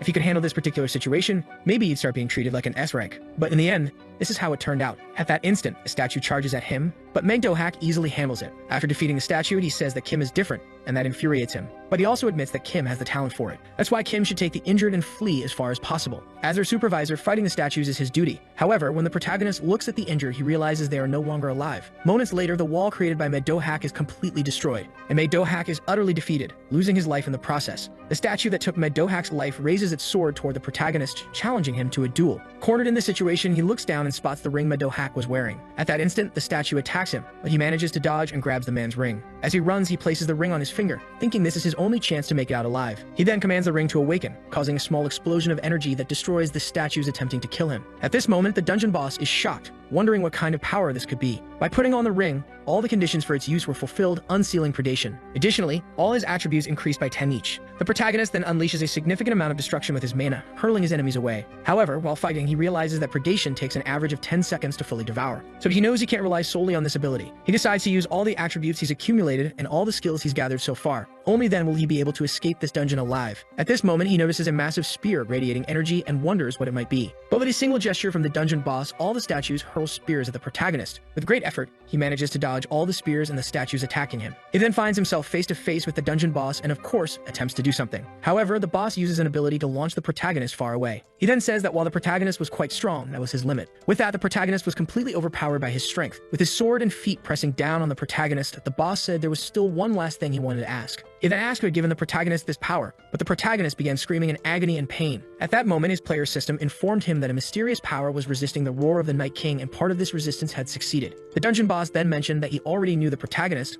unlike normal humans, could understand his language. He asked again about the nature of this power. At this moment, the scene changed slightly, and in front of the protagonist appeared a massive figure of a monster with long horns and 4 arms. Looking to his side, the protagonist noticed the bodies of his fallen group members. Behind him stood the dungeon boss. Meanwhile, he thought that nothing looked the same as before. He began to wonder what exactly this ability called predation was and how he, a mere human, started to understand the languages of monsters. He realized he had been entirely ignorant of everything, only gaining this power and a chance, and yet nothing seemed to have changed for him. At that moment, the boss launched a dangerous, fatal attack. Even faced with such danger, Kim wondered why the king had given him this power. He then heard a voice saying that the reason had already been told to him. A man without clothes appeared under a light and said it was simply because he had been moved by Kim's determination and tenacity. The man also told him that he didn't mean to change but simply move forward. Apparently, all of this was a dream. However, when Kim opened his eyes, they were reddened, and he bore an expression of anger. The dungeon boss, seeing this, commented that the protagonist seemed to have no strength left to answer him. He then called Kim a pathetic human and declared this would be his end, preparing to deliver the final blow. But before the attack landed, the protagonist managed to react using a strange power that destroyed several statues in an instant. Seeing the protagonist's response, the boss became excited and asked if Kim was trying to go into a frenzy with this ability in his current condition. At that moment, Kim began increasing his mana by 1. Completely thrilled by the fight, the boss declared it was excellent to see Kim's final effort and that he would entertain him until the very end. The boss then charged at the protagonist with a strike, making his sword exude mana with tremendous force. Thinking he had struck the protagonist, the boss realized the powerful attack had no effect as Kim easily stopped it. Kim then asked if the boss was curious about the true nature of this power. As the boss expressed his desire to know more, the protagonist told him to find out for himself. As his strength and power increased, Kim's system notified him that he had just advanced to rank B. Kim then delivered such a powerful blow that the boss was sent flying. Afterward, Kim continued defeating the other statues with overwhelming strength. Realizing he was close to defeat, the boss questioned how an inferior human like Kim dared to achieve all this. The boss attempted to use an ability to trap the protagonist, but it failed entirely. At this moment, the protagonist declared that his power was not that of a human, it was the power of the king. Finally, Kim launched a crushing attack that the boss likely would not survive. With this victory, his system notified him again that he had acquired a new ability. The registered ability was called the Spirit of the Night King. Moments later, several hunters gathered in front of the portal to analyze it. Player Park then asked a woman what the magical reading of the portal was. She responded that it was an S-rank portal. She added that an evacuation order had already been issued, but the distortion inside the dungeon was causing delays in the withdrawal. As a result, she wasn't sure if if the support squad would arrive before the dungeon break occurred. Player Park thought to himself that at this rate, everyone inside the dungeon would be doomed. Thus, he decided he would have to intervene alone to ensure their survival. The portal then began emanating an even greater energy, leading them to believe the dungeon break was already happening. For safety, Player Park told everyone to prepare for the worst-case scenario. However, from inside the portal, only the protagonist emerged. Kim said it was close, but he had managed to return from the dungeon. Thanks to the protagonist, the dungeon incident was resolved, and the test participants were able to evacuate without significant issues. The results of this round were decided based on the evaluations from before the second round of the exam. Additionally, the corpses were recovered and returned intact to the families of the deceased. It was decided not to reveal who cleared the Apocalypse dungeon. Moments later, the director speaks with two hunters, one being Park and the other unidentified, mentioning that they had to endure retaliation from the corporation. However, if they told the truth, it was obvious the protagonist would become a target of the press and villains. With those words, the two players understand the situation, and the director thanks them for their comprehension. He then asks what they thought about the protagonist who cleared the S-rank Apocalypse dungeon. In response, Player Park states that if the protagonist managed to clear an S-rank Apocalypse dungeon alone, he must at least be on the level of an S-rank player. However, the other player says that since his current rank is lower than S-rank, it's difficult to estimate his true power. Hearing this, the director asks what they mean by those words, and the two players begin to exchange glances. At that moment, one of them replies that there's a high chance he is at the level of national power. Back to the protagonist, he finds himself in a place with a completely red sky, surrounded by several extremely powerful monsters. Seeing this scene, he wonders how he ended up in the abyss. Moments later, the king appears in the sky above. Upon his appearance, the monsters attempt to attack him, but with a single motion, he reduces them all to dust. The king then declares that he will be waiting for the protagonist in the deepest corners of the abyss. After that, the protagonist wakes up in a hospital bed, where he was admitted due to all the injuries he sustained in the S-rank dungeon. Upon waking, he wonders if it was a dream, but realizes it couldn't have been, as it felt too real to be just a dream. He also reflects on what the king meant by waiting for him. He notices his predation ability, a skill even S-rank monsters are aware of, as well as his understanding of the monster language. This leaves him with even more questions. He concludes that becoming stronger and going to the abyss is the only way forward. After this, he checks his player statistics and finds them exactly as he suspected. He had a feeling while facing the Lord of the Death Knights, but he truly has advanced to rank B, and with these attributes, he can rival an S-rank player and the spirit of the Night King. After all, he is certain that predation is the skill that once crushed him with overwhelming force. At this pace of growth, it won't take long before he reaches the level of national power. Through the doors of his hospital room, it seems someone is trying to enter. However, the guards refuse to let them through, prompting the visitor to complain that it's outrageous they won't let her visit a sick person. Even as the president of the association, she calls this behavior truly wicked. She bursts through the door, asking the protagonist if he doesn't agree with her. Looking down, he notices that everyone who tried to stop her from entering is completely unconscious. After asking the protagonist if he agrees with her, she surprisingly calls him dear. Moments later, inside a car, a young man suggests to the guild master that it would be better if he drove instead. However, the woman replies that it won't be necessary since the protagonist is her guest and she should handle it. The protagonist then asks what the guild master of the Wanderers, one of the 4 great guilds, might want with him. The woman responds that she's just taking him home after his hospital discharge while also checking out the one who survived the apocalypse. At this, Kim sarcastically remarks that if her reason was that trivial, she should have at least come up with a more plausible lie. The woman laughs and admits he's quite clever. She then asks if he knows what will happen in the third round of the player tests. The third round will be a survival game similar to the first round, but this time outsiders will be able to watch as part of the audience. Because of this, his abilities will be fully exposed to the public. All the guilds will undoubtedly start vying for the low-ranked Awakened, who managed to clear an S-ranked dungeon. She asks to make him an offer he cannot refuse before that happens. Whether it's money or fame, she's willing to give him anything he desires to join the Wanderers Guild. After that request, the car fell into complete silence, creating a hostile atmosphere. After thinking over the offer, the protagonist simply declined despite it being a great opportunity. The woman hadn't expected this response and was left in shock. Moments later, the protagonist, along with the other two,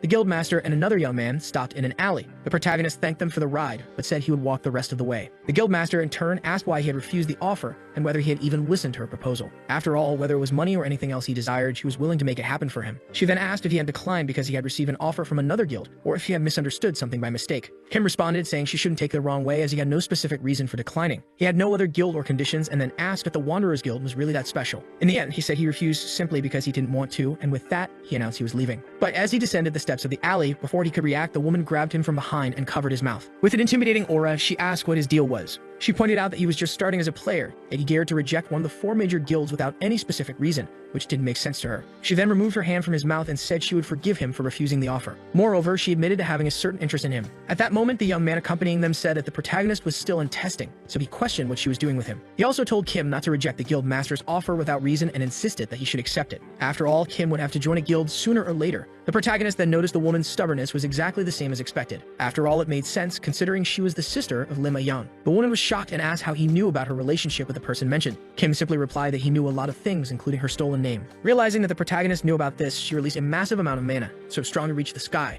At this moment, her assistant thought the situation was dire. The guild master Yu Ayan's real name was Lim Ayan, and the CEO of the Yoksun group, Lim Changyan, had raised her an illegitimate child as an heir. However, when another daughter was born within the family, her name was taken from her, and she was reduced to an outsider. The fact that she had changed her surname upon becoming a player was something only a few people should have known. With her hands around the protagonist's neck, she asked how he dared to spout such nonsense in her presence, and if he was missing a few screws. The protagonist replied that she was the one who had started it. At that moment, his system notified him that a mysterious force had successfully resisted the spirit of the Amazon. Kim then grabbed her arm and used his energy. Once again, his system informed him that he had successfully countered using the spirit of the Night King. With just his energy, he flung the woman backward. Stunned, she wondered what kind of power he was displaying. Kim thought to himself that as if resisting the powers of an S-rank player wasn't enough, he had also reversed them. He then climbed the steps toward her, pinning her against the wall. Staring at her, he warned her not to cross that line, and for a moment, the woman blushed slightly. Her assistant, feeling awkward, wondered if Kim had actually said those words. Days later, during the third round, the presenter announced to the public that the third phase of the tests would take place in the Colosseum of ancient Rome. Unlike the first and second rounds, which had not been revealed to the public, the third round would allow spectators. People from the industry, participants' families, and even civilians were present in the arena as the audience for the tests. Among the civilians was Yu Yang, disguised as a regular citizen to watch the tests, still blushing because of the protagonist. Among them was also the protagonist's father, who said that thanks to Kim, it could experience something like this. His mother, however, asked if everything would be okay, as she had heard that player tests were extremely challenging. At that moment, a young man told her not to worry about it because Kim was incredibly strong. He added that Kim could defeat all the players with a single strike. This young man, fully confident in the protagonist's abilities, is Kwang Jae-young, his cousin and also the president of the protagonist's fan club. Shortly after, a woman who overheard them in the stands thinks she needs to land a headline this time. Her name is Kim Gija, a rookie reporter working for SSY Economics,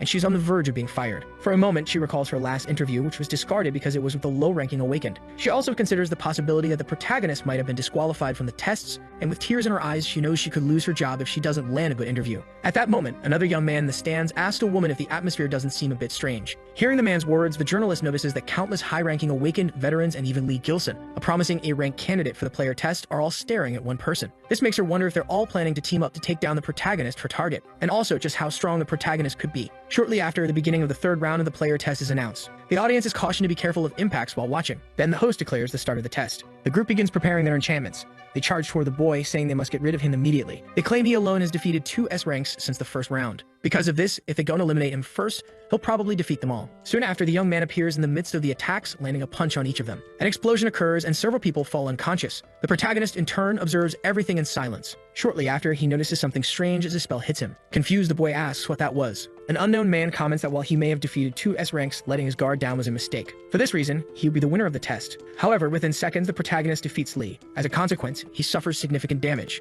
Coldly, the boy asks for the next person to attack him. The entire group begins targeting the boy, believing that sustained attacks will tire him out eventually. Shortly after, Kim points his finger at the group and summons the spirit of the Night King. An intense light appears and a giant monster materializes above the boy. The monster observes everyone around as some of them begin to collapse. The other groups, seeing this situation, become extremely desperate. The people in the stands watch everything in silence. A boy comments that he shouldn't have used that ability in the center. The scene shifts upward, showing several bodies on the ground. Kim, in turn, feels relieved as he has finally ended it. Now there's only one thing left to do. Shortly after, a girl with blue hair appears on the scene. She seems injured from the previous boy's attacks. Kim asks what Lin intends to do, as it doesn't matter to him if she withdraws from the test at this point. She could still choose to repeat the first round. Lin then begins casting her ice magic, forming a giant sphere around the arena. As a result, she traps the protagonist inside it. Lin comments that Kim should worry about himself because this time, what happened before won't happen again. With a cold stare, Kim asks if she's really sure about that. Some time passes during the battle, and the girl is ultimately defeated, collapsing unconscious to the ground. The protagonist remarks that it was expected of her because despite her demeanor, she was still the most challenging opponent. The host then announces that with this, the player tests have concluded and the protagonist is the highest qualifier of the tests. Sometime later, the scene shifts to the president presenting the rewards to the boy. He congratulates him on becoming an S-rank player. Furthermore, he didn't expect him to end the third round single-handedly. Kim says that all of it was just luck. Hearing this, the man remains silent. He then calls the boy again, asking if he would like to join the South Korean Player Association. Kim, hearing this, is very surprised. The man asks him again what he wants. Kim reflects on how much has changed as a sleeper like him became an S rank and even the highest qualifier in the test. He even received an offer not just from a leader, but from one of the greatest guilds, which is also the largest association in New Korea. For this reason, the more he thinks he understands this world, the less he knows what might happen next. However, there was still something he wished to do. As a result, he ended up refusing the offer, believing that instead of being a member of the 4 major guilds of the association, it was better to work alone. For that reason, he wanted to apologize for not being of help to the man. Hearing what the protagonist said, the man was surprised. He began laughing heartily, saying he had never imagined that Kim would claim to be better off alone, rather than with the great guilds or the association. This showed that the young man truly had a high level of confidence. Because of this, the man suggested he should try something else instead of joining the association. He asked if Kim might be interested in participating in the Asian exhibition games. Sometime later, the scene shifted to the protagonist inside a dungeon, surrounded by numerous monsters. However, they were all defeated easily. Kim felt relieved that another dungeon had been cleared. He then recalled what the man had said about the Asian exhibition games. It was a festival where associations or guilds from each Asian country selected 5 representatives. These representatives would hunt monsters and compete against one another. However, to be chosen, one needed a track record of achievements that showed the monsters they had defeated. A flashback appeared, showing the man saying that given the protagonist's pace, he believed it would be a great option for him. Kim thought that talking was easy because he had only just become a player.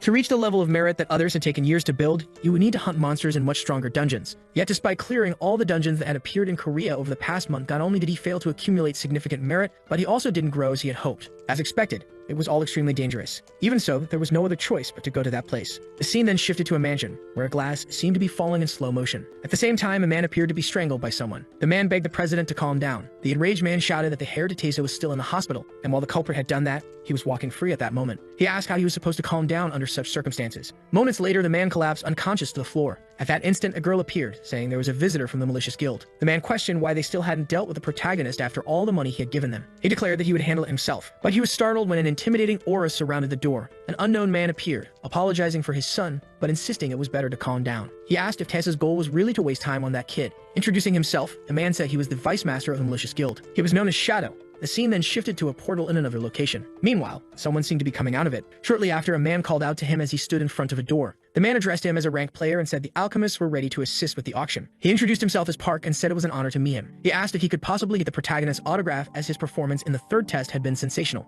Park explained that this was Asia's most prestigious auction district. It held the largest and most magnificent auctions in Asia, offering unparalleled quality items. The district even supported features like automatic translation abilities. Among its many qualities, each point stood out for numerous reasons. However, what truly caught everyone's attention and was considered its pinnacle was its security. Bodyguards, such as those present at the auctions, always play a crucial role. However, the teleportation points constantly changed, and it was impossible to reach the area without authorization. Because of this, there had been no security issues for decades. Observing the situation, the protagonist thought the title of the best security system was well deserved. However, on that very day, a terrorist attack by an S-ranked villain would occur there. Sometime later, an announcer proclaimed that the moment had finally arrived. The auction's most coveted prize was about to be awarded. It was a potion that, with just one sip, could increase one's health by 20 points. Meanwhile, who was observing everything from above? It was the protagonist, thinking that all he needed now was to wait for the terrorist. Killing an S-ranked villain would allow him to accumulate more merit. However, the lack of information was still a significant issue. All he knew before returning was that East Point had suffered brutal losses and that the head of the terrorist attack was an S-ranked villain named Narendra. For this reason, he wanted to know who had stopped that man. At that moment, the security guard appeared. Kim, in turn, asks who was in charge of security at that location. The security guard questions why he wants to know, and the protagonist responds that it's just out of curiosity. At that moment, the announcer starts speaking again. He mentions that several S-ranked players are present at the location, and they appear to be heading toward a specific area, where they end up encountering the protagonist. An unknown man asks if, by any chance, his name is Kim. The security guard says the man is an S-ranked player from Japan and the chief responsible for security at that location. For this reason, Kim should be extremely cautious around him. The guard explains that he is known as the demon among players, notorious for betraying even his own partners when it suits him. Greeting the boy, the man says he heard that Kim is an unprecedented genius from New Korea. For this reason, he never expected to meet the boy at that location. Observing the situation, Kim is surprised because the man is greeting him with his left hand. Immediately after, Kim returns the handshake in the same manner. However, he feels something unusual when their hands touch. It seems like he receives an electric shock. The man is surprised and says he can't believe Kim endured that. For this reason, Kim must truly be an S-rank player. At that instant, something strange happens. The people around them begin collapsing to the ground. Kim thinks that if they fought there, civilians could end up getting involved. The man comments that it seems he went a bit too hard on the rookie, who just became an S-rank. Shortly after, he releases the protagonist's hand and steps closer to him. He says not all S-ranks are the same and that while he doesn't know why Kim is there, he should stop any nonsense and stay in his place.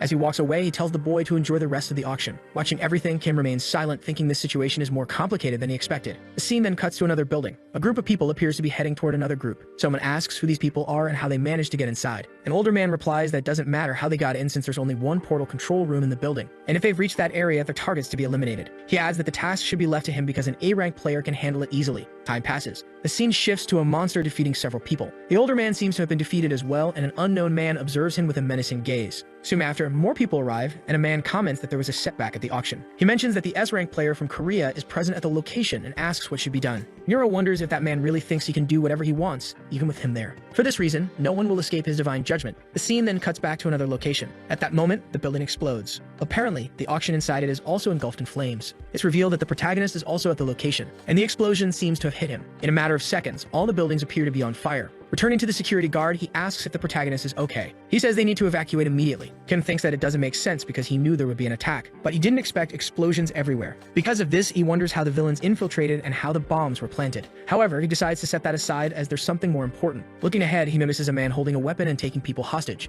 The man threatens that anyone who resists will get a bullet to the head. In seconds, the man is easily defeated by the protagonist. The security guard, observing this, is astonished. Kim instructs the guard to notify the association about the situation and request reinforcements, because he's going to personally go after whoever is responsible for this chaos. The scene then shifts back to the other location. A man says that these are auction items, not for thieves like them. Shortly after, the unknown man orders everyone to be defeated. A battle ensues with several people already dead. The man eventually opens a chest. Apparently, he finds what he was looking for. It turns out to be an item from the earlier auction. The man thinks he understands why Nero went to such lengths for that potion, even risking his life. Just by looking, one could sense the immense power, and for that reason, he was contemplating the case if he used it. At that very moment, another explosion occurred. One of his companions was thrown back. The man, on the other hand, had no idea what was happening. One of his subordinates mentioned that an enemy was nearby. Another subordinate remarked that the enemy's appearance seemed familiar. However, in the next instant, that subordinate was defeated. Then the other two in front of him met the same fate. The man, surprised, thought that the ability must be stealth. Yet within seconds, he too was attacked. Even so, it wasn't enough to take him down. As a result, he activated his chain ability, successfully trapping the protagonist within it. Calling the boy an idiot, he asked if he thought he could just turn invisible and act freely. For that, he would die right then and there. The protagonist, surprised, remarked that the ability could even track invisible enemies. Because of this, he thought it might be worth devouring it. The scene then shifted to another location. The hostages in that place were terrified. An incredible number of monsters were in the area watching them. This was the teleportation portal's control room. Above them all, Nero declared that everything was going as planned. And with this, everyone would fear the existence of that god even more. All that remained now was the Phoenix Potion, and at that moment, a subordinate appeared. He reported news of the group that had gone after the potion. For this reason, there was still an issue to resolve. The subordinate handed over a communication device. On the other end, someone asked if the person he was speaking to was Nero. Nero, on the other side of the line, asked who was speaking. The protagonist responded that he was the one who had stolen Nero's belongings. He added that if Nero wanted them back, he'd have to come get them in person. Calling Nero a piece of trash terrorist, he left the man completely enraged. Kim then drank the potion, and as a result, his strength and magic increased significantly. At that moment, he mentioned hearing that the potion was of unique rank, something truly extraordinary. His attributes had skyrocketed in the blink of an eye, something he had never experienced in a dungeon before. And by drinking the potion, he no longer needed to worry about it falling into enemy hands. Moments later, a group of individuals arrived at a location where several players had already been defeated. One of them mentioned that another man was supposed to be there according to his last signal, so he wondered if he might have fled. The head of security, however, laughed and asked what they were talking about, noting that the man they were searching for was right in front of them. He then told the protagonist to stop hiding and reveal himself. The protagonist appeared, remarking that it was strange since his invisibility was supposed to be flawless. The man then asked why someone of Kim's S rank would be in that place. Kim, in turn, asked if the man wasn't the head of security and whether he shouldn't be trying to stop the terrorists. Laughing again, the head of security replied that he was after a special item. Hearing this, Kim laughed and said he had suspected something was off. After all, despite the heavy security presence, no one had found the bombs. He also noted that they had infiltrated the East Point, a place impossible to enter without authorization. For this reason, he had suspected a traitor, but hadn't expected it to be the head of security himself. The head of security replied that he had warned the protagonist to stay out of it, then lunged at him. However, the protagonist easily defended against his attack. During the fight, the man demanded that Kim hand over the item. Kim replied that if he was truly a villain, he should try to take it by force. The battle intensified with debris flying everywhere. Frightened by the fight, one of the observers told the group that this was a battle between two S ranks, so they shouldn't even think about interfering. Moreover, Ryohei, the head of security, was known as the demon, and if they were careless, they'd end up dead. During the fight, the protagonist noticed that unlike himself, who relied on sound and intuition, the man could see him even with his techniques. Eventually, despite his invisibility, Kim was struck by a fatal blow. He reflected on the immense gap in their abilities, but it was still not the time to resort to the devouring technique. Then he uses an ability that lifts all of his enemies into the air as if using gravity magic. When they reach a considerable height, he slams them back down with immense gravitational force, causing devastating damage to them. After throwing everyone to the ground, the protagonist searches for the whereabouts of the head of security. However, he doesn't find the man among the others. A voice from the shadows comments that it was a good decision, but invisibility is useless against area attacks. It adds that if he wanted to find him, he should have also protected his own head. At that moment, the head of security charges at the protagonist with overwhelming force and a radiant aura. The impact he creates makes it seem like he has defeated the protagonist. However, as he stands over the protagonist, he realizes that chains are wrapped not only around the protagonist but also his sword. The protagonist coldly remarks that, in the end, the man truly is a fool. This unnerves the head of security, making him realize that the protagonist's previous ability wasn't meant to find him but to prevent him from escaping his reach. While using his chain powers, the protagonist asks where he thinks he's going. He then hurls his chains at him, pulling him back and striking him with an incredibly powerful punch. With this, the head of security and his henchmen are completely captured by the protagonist. Shortly after, Kim demands an explanation for why an S-rank player would become a criminal for money. The head of security angrily tells him to shut up, saying that if it weren't for Kim's interference, he'd probably be enjoying his success right now. The protagonist interrupts him with an extremely powerful kick to the face, telling him that his tongue is too loose for a petty criminal. The kick is so forceful that it sends the head of security flying. Kim then instructs him to deliver a message to Narendra.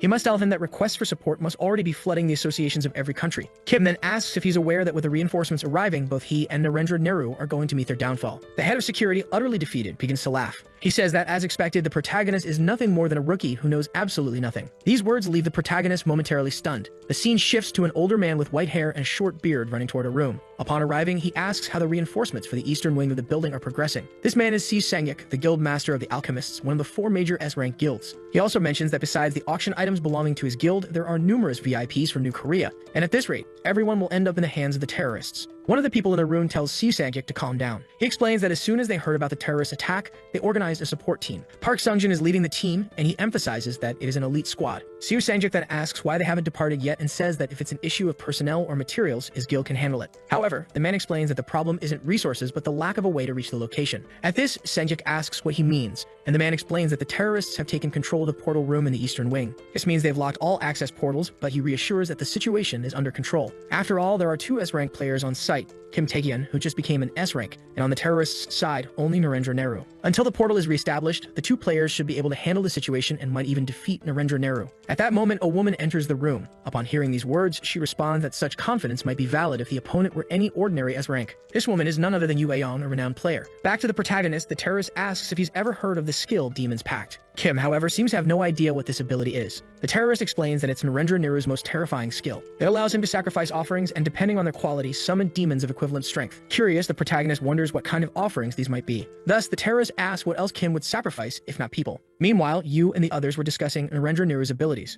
Upon learning about his abilities, the men in the room were completely shocked. The man mentioned that at least hundreds of hostages were in Narendra's hands. An elder added that Nero was known as one of the most powerful among S-rank players. If he used hundreds of people as sacrifices to summon demons, it would be a massive disaster. At the same time, the protagonist was beating up the head of security. Taking blows from the protagonist, the man began to laugh, saying that Kim might have been lucky so far. But against Narendra, he wouldn't stand a chance. He then asked if the protagonist would kneel and beg for his life while watching the hostages be sacrificed, or if he would face a fight with no chance of victory and meet his end. In the room with the hostages and other terrorists, a subordinate informed Neru that Isaka Ryohei, along with the protagonist who defeated Ryohei and took the Phoenix Potion, and disappeared without a trace. Neru asked what they should do in such circumstances. He then stated that, as it would be impossible to confront them directly, the protagonist was likely waiting for support from the association. At that moment, Neru used his power to sacrifice 2 hostages, declaring that if Kim didn't show up, they would simply need to drag him out. He also announced that the festival in the name of the gods should begin. But before he could harm the hostages further, the room suddenly became pitch black. His subordinates questioned why this was happening now, even though the bomb had detonated some time ago. Even in total darkness, Neru noticed that the captured hostages had vanished in the blink of an eye, which could mean only one thing. Shortly after, the protagonist appeared behind Neru with his magical chains. Using his chains, Kim landed a hit on Neru. Believing he had won, Kim celebrated prematurely, thinking he had captured him. But from the folds of Neru's head, several snakes appeared to counterattack. These snakes, imbued with fire abilities, caused a massive explosion to protect their master. Despite the explosion, the protagonist managed to evade it.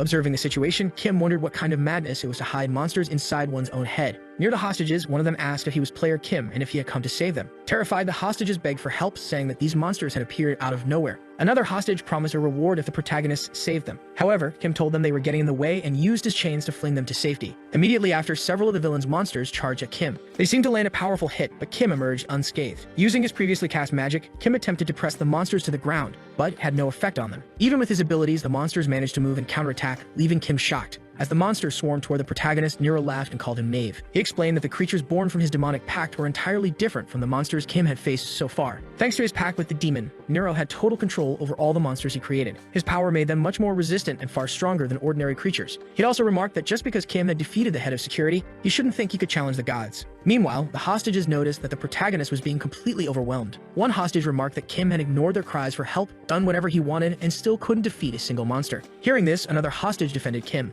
telling them to pay closer attention. Pointing to the fight, he explained that because of the protagonist, the monsters weren't even looking at them. Despite being under immense pressure, Kim had run away, and he hadn't allowed any of the monsters to approach the hostages. Even the hostages who had been flung into the air had been evacuated to a safe location far from the fight. With tears streaming down his face, an elderly man declared that from the beginning, the protagonist had been trying to save their lives and they hadn't realized it. Moved by his words, all the hostages began to shed tears and started cheering for the protagonist. The protagonist begins using his chains to fend off the monsters. Angrily, he says that enough is enough. They should all shut up and stop bothering him. Hearing this, everyone in the room is outraged by what they just heard. The protagonist then comments that the hostages are only getting in the way and that these monsters seem endless. He adds that it's so disgusting he can barely stand it. Hearing these words from the protagonist, the hostages appear angry at his remarks. Meanwhile, Neru bursts into laughter and asks if the protagonist has already admitted defeat. At that moment, the protagonist calls out for player Park Jianwon, who has again appeared to end this mess. Shortly after, Jianwon enters the room, prompting the terrorist leader to question his identity and how long he has been there. Entering the room, Jianwon apologizes to the protagonist for the delay and declares that the real fight is about to begin. Moments earlier, after Kim defeated the traitors, he told Jianwon that the escort squad was actually aligned with the terrorists. Jianwon asked if all of this had happened while he was still outside. Kim replied that his current concerns lay elsewhere. He explained that the portal control room was likely infested with monsters. If it were just the monsters, it wouldn't be too problematic, but the monsters wouldn't just stand by idly. More importantly, the hostages might get caught up in the fight. That's why he needed Jianwon's portal manipulation ability. Jianwon hesitated, saying he'd like to help but couldn't locate the exact point, which made accessing the association impossible. Hearing this, the protagonist assured him it wasn't a problem. All he needed was one thing: to get rid of all the monsters in the room. Back in the present, Jianwon opens portals in the room, sucking the monsters into them. Watching this scene, Nero becomes visibly stressed and demands to know what's going on. Jianwon reflects on how insane this plan sounded when he first heard it, but now he can't believe Kim made it work. With the plan succeeding, Jianwon realizes only the terrorists remain and thinks victory is within reach. However, Kim shouts his name, telling him his role here is done. He should take the hostages and leave the area. Hearing this, Jianwon appears reluctant, saying he wants to stay and fight alongside him. But the protagonist insists, explaining that his opponent is now an S-rank player. From here on out, he won't be able to protect anyone during the fight. While Jianwon evacuates the hostages, the protagonist and Neru prepare for their final battle. The battle begins with Neru using explosive snakes to attack. However, Kim manages to evade the explosions. Dodging the attacks, Neru starts using the rocks in the area to strike at the protagonist. As he relentlessly attacks Kim, Neru asks if he really thinks he's an S-rank. He mocks Kim, questioning whether a kid like him could possibly stop him. Neru then lands a fire-based snake attack on the protagonist, sending him crashing to the ground. Afterward, Neru declares that it doesn't matter how many monsters Kim defeats or how many hostages he saves. If he can't defeat Neru, all of his efforts will have been in vain. While Kim lies on the ground, Neru calls him a filthy heretic. As punishment for defiling God's name, Neru says Kim must pay with his life and orders his remaining monsters to attack him. Just as the attack is about to hit, the protagonist starts laughing and asks what all the shouting is about. Still lying down, Kim tells Neru that he's the one who's about to meet God. At that moment, the protagonist unleashes all the energy he had been suppressing during the fight. This leaves Neru completely stunned, wondering if Kim had been hiding all this power the entire time.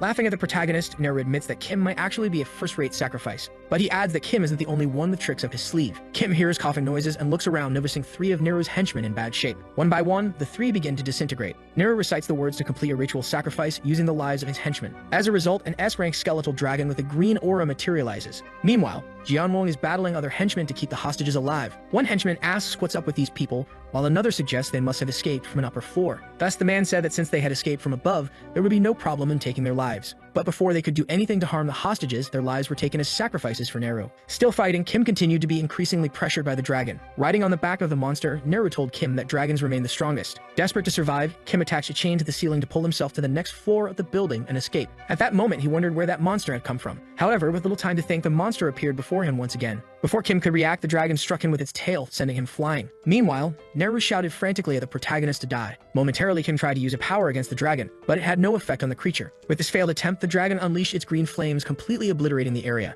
Observing this, Neru remarked that it was unexpected that despite receiving such a powerful attack, Kim had still managed to survive. At the same time, the protagonist clung to the walls with his chains, but he was in a devastated state, completely battered. At that moment, Kim thought that the monster was absurdly strong. He couldn't believe he had barely managed to withstand its attack, even using the full power of predation. This made him question if it was truly S-rank. But considering how much force it was exerting, there was no way its ultimate oral ability could come out unscathed. Even in this condition, the protagonist realized that Neru was nearing his limit. With that, if Kim persisted a little longer, he might be able to survive. Immediately after, Neru starts laughing and calls him a filthy unbeliever. He says he can see what he was thinking. Since a direct confrontation didn't work, he must be thinking of stalling for time. In his words, that wouldn't be a bad strategy. However, Neru tells him he must know that his petty tricks won't work against him. Next, Neru moves with his dragon toward the hostages to destroy them all in a single blow. He strikes the building, causing massive destruction. Immediately afterward, reinforcements manage to establish a full connection with the emergency portal to send them to the coordinates of the eastern point of the building. At that moment, a woman says that her country and New Korea are the only countries connected, and even for a player like him, she thinks entering the portal now could be very dangerous. Hearing this, the player says that's nonsense, and he also tells her to think about how much danger the boy must be in at this very moment. This leaves the woman a little thoughtful, and the man says they will enter the eastern point right now, and that they will take out some terrorists and rescue their companions.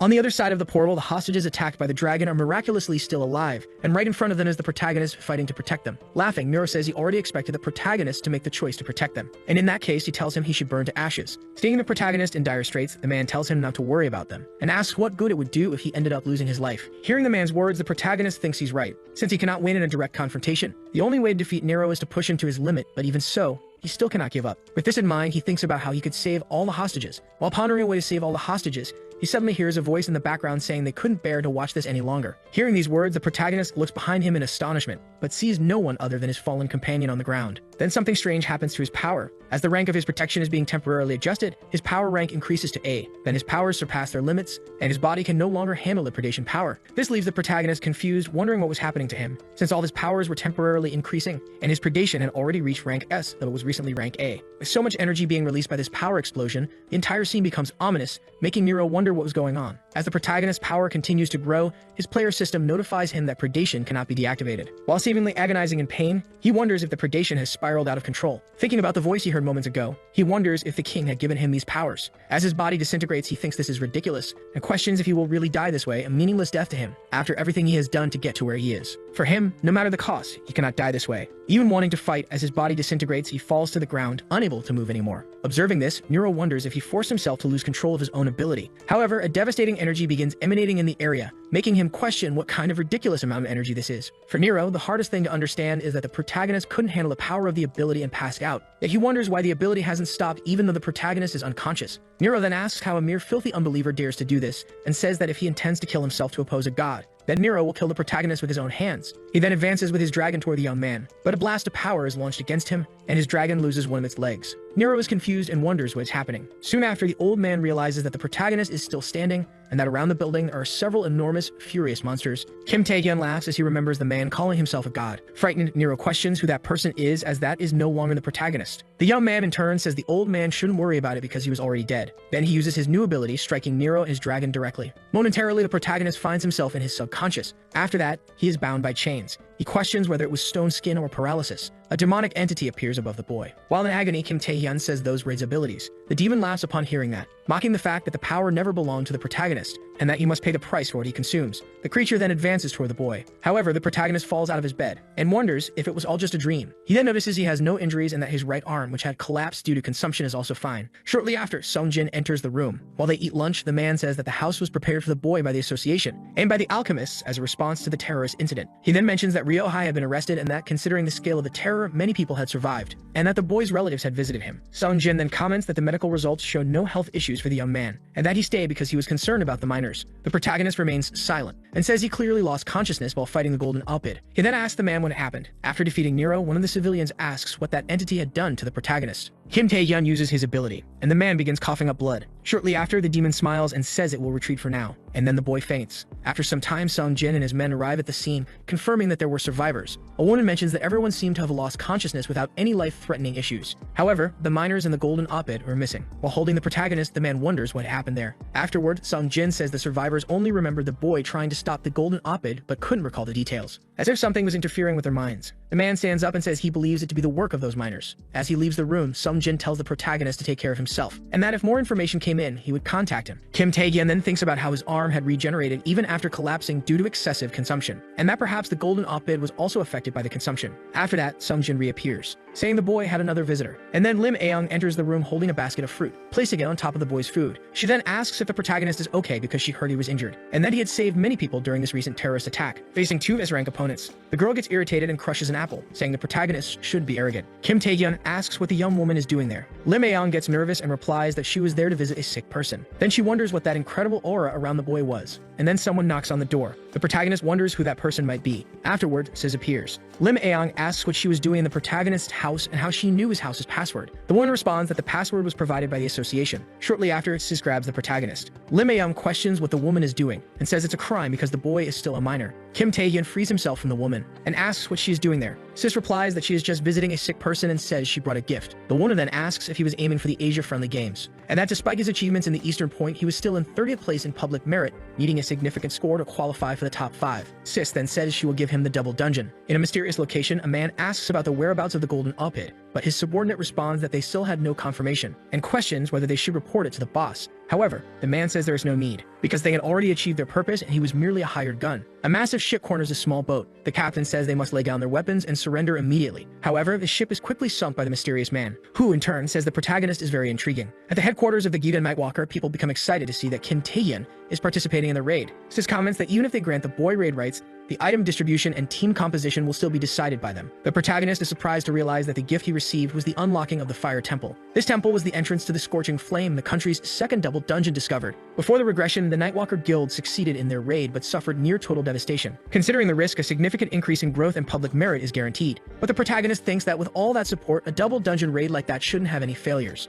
Approximately 300 members were assigned to the mission. However, only the boy and Sis would go on the mission. Kim Tae-hyun asks why only they are going, and the woman replies that this is a date. Upon entering the portal, the girl is amazed because in front of them is a massive crater. She comments that the vibe in this place feels different from a regular dungeon. She then asks the protagonist if double dungeons are always like this. Kim Tae-hyun responds that at least the apocalyptic dungeon he was in was like this. He warns her to be cautious as there are likely traps or monsters. Right after, a tentacle emerges from the crater and drags Yoo A-young inside. The boy rushes to help her because he knew such things could happen in this world. However, upon entering the pit, the woman has already defeated the creature that pulled her in. Yet, at the bottom of the crater, there are still other monsters. But Yoo A-young is unfazed and charges at them. She easily kills the creatures using her powers. Seeing all that power, the protagonist is impressed as she defeats those rank of monsters with just one blow. He thinks to himself that he hadn't expected her to be so skilled. He then decides to put in more effort as well. After defeating all the creatures, the girl breathes a sigh of relief that they succeeded. Kim Tae-hyun reflects on how high the monsters' levels were, but they weren't enough to pose a problem for Yoo A-young. Right after, the woman hands the warrior's ring to the protagonist, saying that by doing so, her guild also benefits. She adds that she could give him many more items if he joined her guild. The boy questions why she didn't give him the item before they faced the monsters. He then says that from this point onward, they'll need to be careful, because they've reached the domain of this place. Before them stands a giant egg. Kim Tae-hyun says he's certain that inside that egg is the dungeon boss. He then suggests to the girl that they should gather information. But without hesitation, the woman rushes forward and breaks the egg. After the explosion, the protagonist asks if she's okay. Yoo A-young turns with a sinister look, but then she smiles and says she's fine. She remarks that judging by its strength, the monster appeared to be lower rank S, though she hadn't expected to break it with just one blow. Right after, a glow emerges from the egg. The monster inside speaks, saying it has interesting guests. Then a phoenix appears, a monster with regenerative abilities and such immense resilience that it could be mistaken for an immortal being. Kim Tae-hyun is startled to realize the dungeon boss is a phoenix. He then asks Yoo A-young to be careful because the creature has mind control capabilities. However, the woman charges at the boy as she's already under the phoenix's control. The boy dodges her attacks and uses his demonic powers to counter her, urging her to come to her senses. After this, the woman throws an energy sphere at the protagonist. The phoenix observes the situation from afar, laughing as it remarks how humans are always such fools. Magical chains suddenly appear, binding the woman. The protagonist declares that he now knows who is responsible for the annihilation of the Nightwalker Guild's squad. He then uses a physical attack on the woman, causing Yoo A-young to faint. Kim Tae-hyun says she needs to recover her senses by the time she wakes up, but perhaps that won't matter as long as he eliminates the phoenix. The creature laughs and asks if the human enjoyed its game. The protagonist becomes enraged and says he will make it meet their creator. He then ties Yoo A-young to his back and tries to escape the phoenix. However, the phoenix attempts to stop them and asks what the boy is trying to do. The protagonist tries to throw his dagger at the creature, but the weapon passes through the phoenix. The creature explains that this happened because it is fire itself. It then says that in the end, a mere human like him could never defeat it, and the phoenix begins destroying the cavern. Kim Tae-hyun says that even as a phoenix, that level of regenerative capability was different. He adds that it also had gigantification, so there was no way that creature could be normal. He begins to suspect it might be a great phoenix.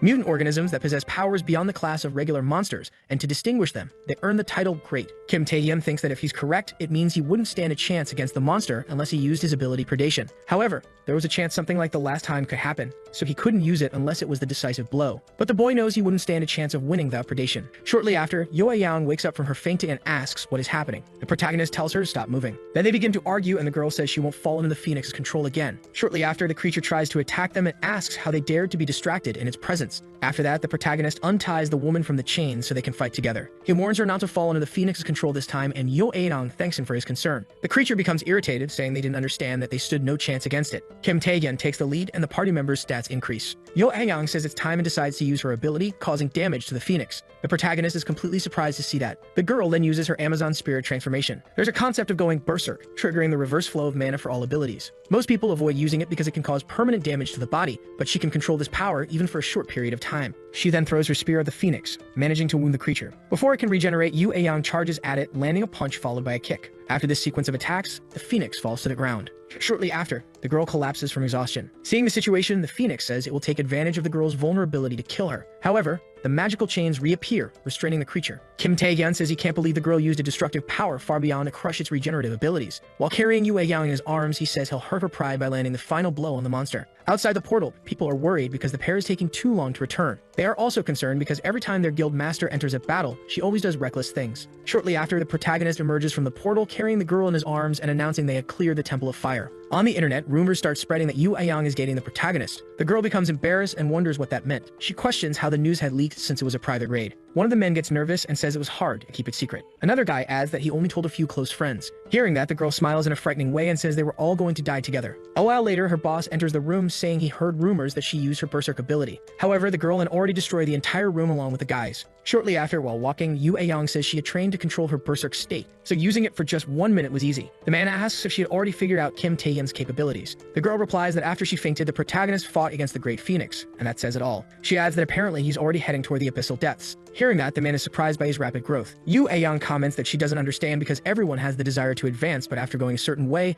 it's easy to feel satisfied. However, Kim Tae-hyun shows no signs of stopping, using all methods available to go further. Then the girl questions what might be driving him to desperately try to become stronger. The man in turn says he believes it's because the protagonist loves his country. Since monsters are everywhere, he desires his country to advance with prosperity. But Yu Aang says that's impossible. Somewhere in the abyssal depths, two people are sitting on thrones surrounded by corpses. The man seated says to the other that they are now connected. That man is the Archduke of the Abyss. The kneeling person thanks their lord and says that now they will be the strongest of all. The protagonist enters the abyssal portal, saying it is his first time returning to the abyss after regressing. A person appears, welcoming the boy and introducing himself as a member of the World Association of Players and the manager of the Abyssal Depths District, Paula Becker. He then says that, according to the records, this is the boy's first time in the abyss, and the protagonist confirms. The man explains that the boy needs to hire some players to act as guides or mercenaries. The World Association of Players has created player zones, which serve as camps and safe areas to aid in exploring each district of the abyss. However, the depths are dangerous as they could be ambushed by monsters. Thus, the protagonist needs to hire some players to accompany him, but he says is unnecessary. Soon after, a worm emerges from the ground behind the boy, but Kim Tae-hyun quickly eliminates it and reassures Paulo that there's no need to worry since he is just taking a small stroll. He then breathes a sigh of relief, seeing no one else around. After defeating the Great Phoenix in the Fire Temple, the protagonist fulfilled the requirement of 200 magical powers needed to activate the demonic contract. However, this ability has changed. Instead of controlling monsters, they can now create portals. The boy wonders if this is also an effect of predation. He thinks it would be better to have a powerful creature than to carry around dozens of monsters. So he decides to use the amplifying stone, temporarily enhancing his powers. The demonic contract is activated,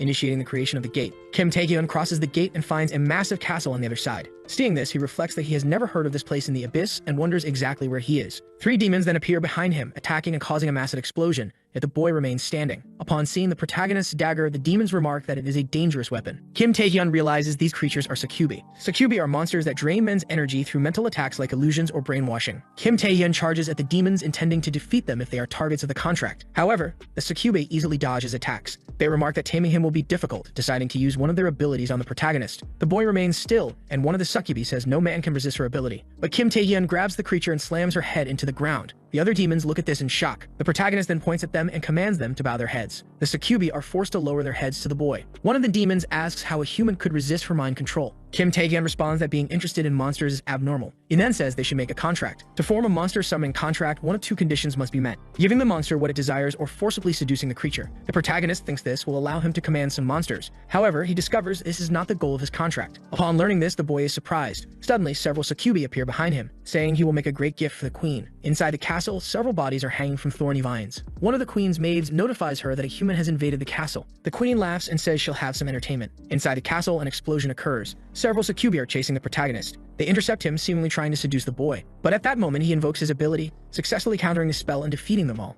Observing the situation, he concludes that if the succubi are not the contract target, there is only one possibility. A monster capable of controlling all those creatures must exist, likely the queen. The boy then encounters a maid, who asks if he is an intruder, and says he should proceed, because the queen is expecting him. A while later, Kim is already in that room. The queen welcomes the protagonist to her palace and introduces herself as the mother of all succubi, named Rosaria. The spirit reveals that she is the target of the demonic contract, and that he can now form the summoning pact. Once again, the woman states her name is Rosaria. At that moment, the protagonist is surprised by what he heard, because that was a monster speaking the human language. Rosaria says there is no reason to be so shocked. She states that she was once human, and for that reason, understands his language. Observing the woman's manner of speaking, the protagonist is astonished as she spoke differently from a monster. Shortly after, Rosaria asks the reason for his visit to her castle and if by any chance he had come there to satisfy his lust. However, Kim replies that it was none of those reasons. Instead, he wanted to form his summoning pact. Hearing what the boy said, she bursts out laughing. She claims he would never be able to achieve such a thing, but that he should keep his delusions within limits. Shortly after, the succubus seems to start attacking the protagonist, who then says it was just as he had thought. In the same instant, he invokes his ability,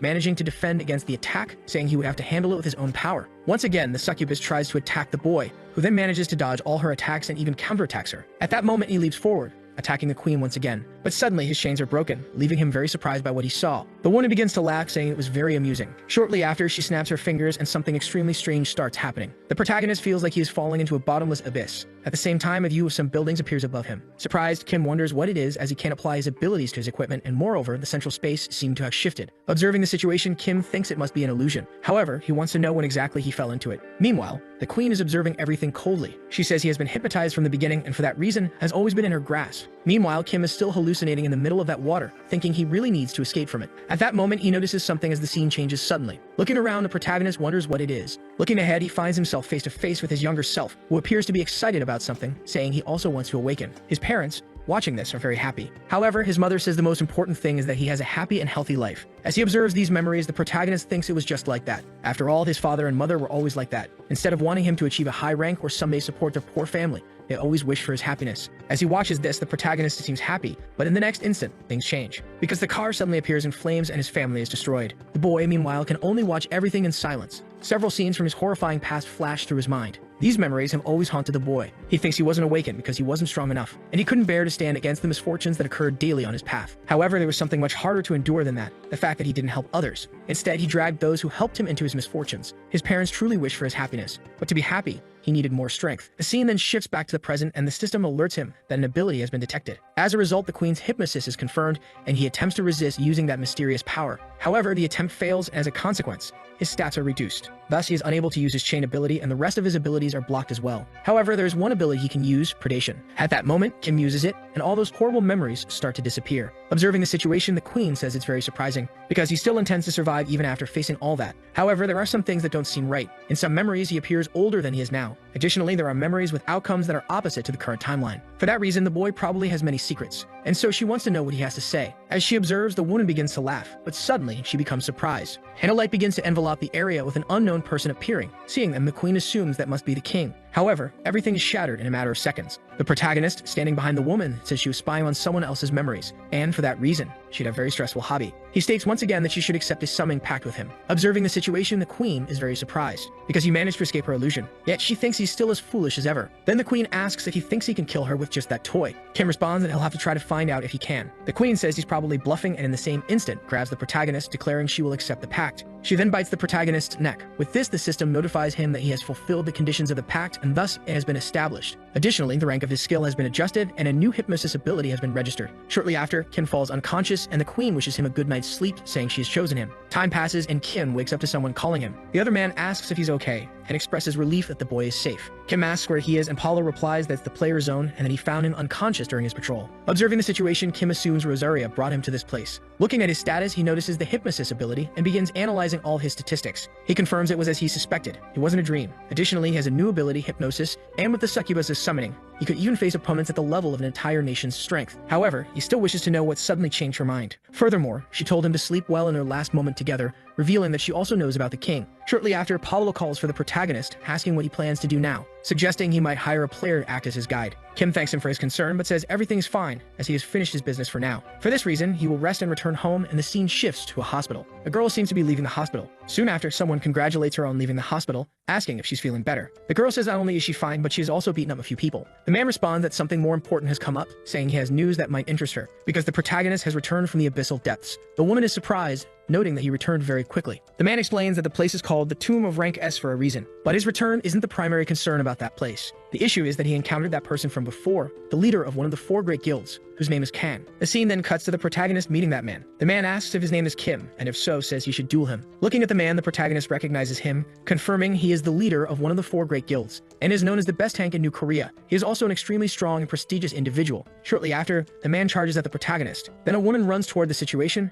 asking what the man thinks he's doing, because if he continues, he could be banned from this place. She says he'll need to find a way to apologize for what happened. Afterward, the girl introduces herself, saying she is the secretary of that man. She acknowledges the guild master's reputation, citing his forced, non-humanitarian recruitment methods. But they're there to officially recruit the protagonist. So if he expresses an intent to join them, there's no need for a duel. Kim asks if they're trying to force him into it. The secretary admits it's true, but says it's not a bad offer for him, because as far as she knows, he will be participating in the Asian exhibition games. And among the 4 great guilds, hers specializes in abyssal exploration. For this reason, they can provide support for him. This way, he could earn enough merit points to compensate for any that were lacking. Hearing that offer, Kim remains silent. Shortly after, Kang says that it's already enough because if he were influenced by words alone, he would have accepted the offer a long time ago. However, Kim replies that it's not true because he had indeed changed his mind. Kang then asks if, by any chance, he's planning to join his group. But the protagonist questions what kind of nonsense he's talking about. He says they would truly do things his way, and for that reason, Kang would have to defeat him if he really wanted him to join the group. Hearing what the boy said, Kang becomes very excited. The scene then cuts to an arena where several people are trying to interview the protagonist. They ask why he accepted the duel with Kang. Hearing all those questions, Kim stays silent, thinking how irritating it all is. Shortly after, an unfamiliar girl appears. She says she needs to talk to the boy. Kim then takes the woman by the hand. He says it's been a long time since he last saw her, assuming they must have met during the player's tests.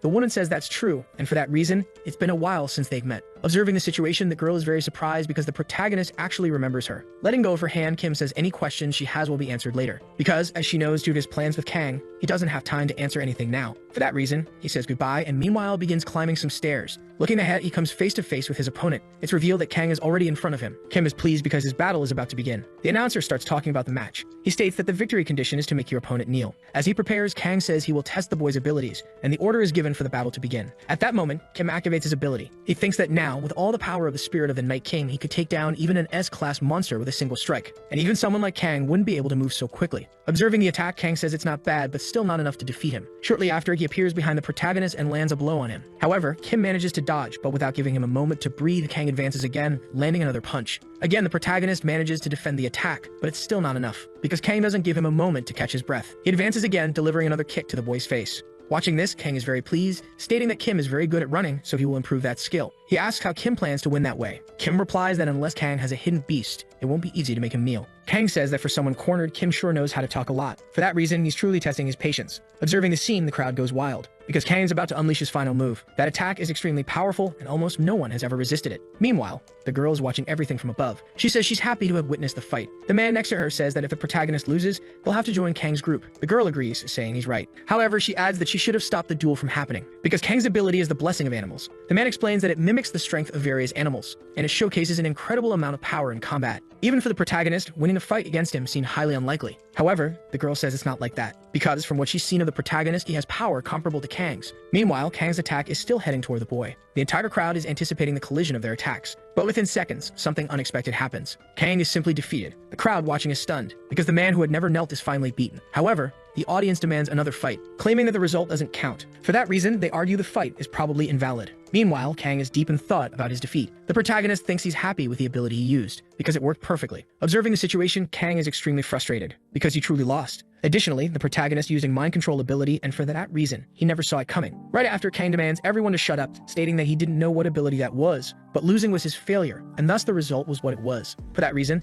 they should calmly accept the outcome of that fight, and if anyone is dissatisfied, they should face him. Observing the situation, another girl comments that losing to the protagonist really irritated her, and that for Kang to kneel like that, the protagonist must have incredible ability. For that reason, the boy never ceases to amaze her. Shortly after, the man appears in front of the protagonist. Kim extends his hand and says it was a good match. The man then says he wants to ask something, questioning if Kim had planned to win that way from the beginning. Kim responds that under certain circumstances, yes. Hearing this, the man becomes very irritated, but still shakes the protagonist's hand, saying that promise is a promise, asking if he wants money or even a unique item. Kim says that wouldn't be bad, but it's not what he desires. The man asks again what he wants. The protagonist replies that he wants the Minotaur's labyrinth, leaving the man very surprised by his request. Sometime later, the scene shifts to another location. A man asks if they are talking about the Minotaur's labyrinth, and another confirms, saying it's the entrance to an abyssal dungeon. It's filled with traps and complex spaces, so they'll need someone with detection abilities. Even though it's at the abyssal entrance, many rank as guilds and players have taken on the challenge and failed. The guild currently holds the raid rights and is about to attempt it again in secret. The man, surprised, asks how Kim could know about that place and if he's okay. The other responds that he couldn't say he isn't stressed, but you can never predict what will happen in the abyss. All they can do is trust those who take on the challenge. To be honest, if he were younger, he would also participate. He reflects that his current concern isn't the difficulty of the dungeon, but rather the people involved, and he hopes his worries won't come true. At the same time, a group begins contacting the president. Apologizing for bothering him, they state it's an urgent matter. They mention that the Japanese Hunter Association has reached out to them. Another boy, surprised, asks what they are talking about, as the issue should already be resolved. Shortly after, a girl mentions that the Saint has sent an invitation to a player named Kim. Sometime later, the scene shifts to the control room of the Great Association Gate. A countdown begins. Amid it all, the protagonist observes everything in silence. Shortly after, the order is given and the entire group heads toward the portal. The scene then cuts to inside the portal, where a battle is underway. Kim is defeating the monsters. Soon after, a man appears saying Kim's abilities are impressive and asking if he likes the weapon he was given. Kim replies that it's not bad, but mentions he had to send his weapon for repairs anyway. The man explains that he planned to tell him that if he joined the guild, because having the protagonist on the raid team benefits them, and it didn't seem fair to use it as a reward for that bet. Kim thanks him and then asks if he's sure about the Minotaur's labyrinth raid. Everyone has failed to defeat the Minotaur in the last 30 years, and without special measures, it won't be easy. Shortly after, a girl appears asking him not to worry,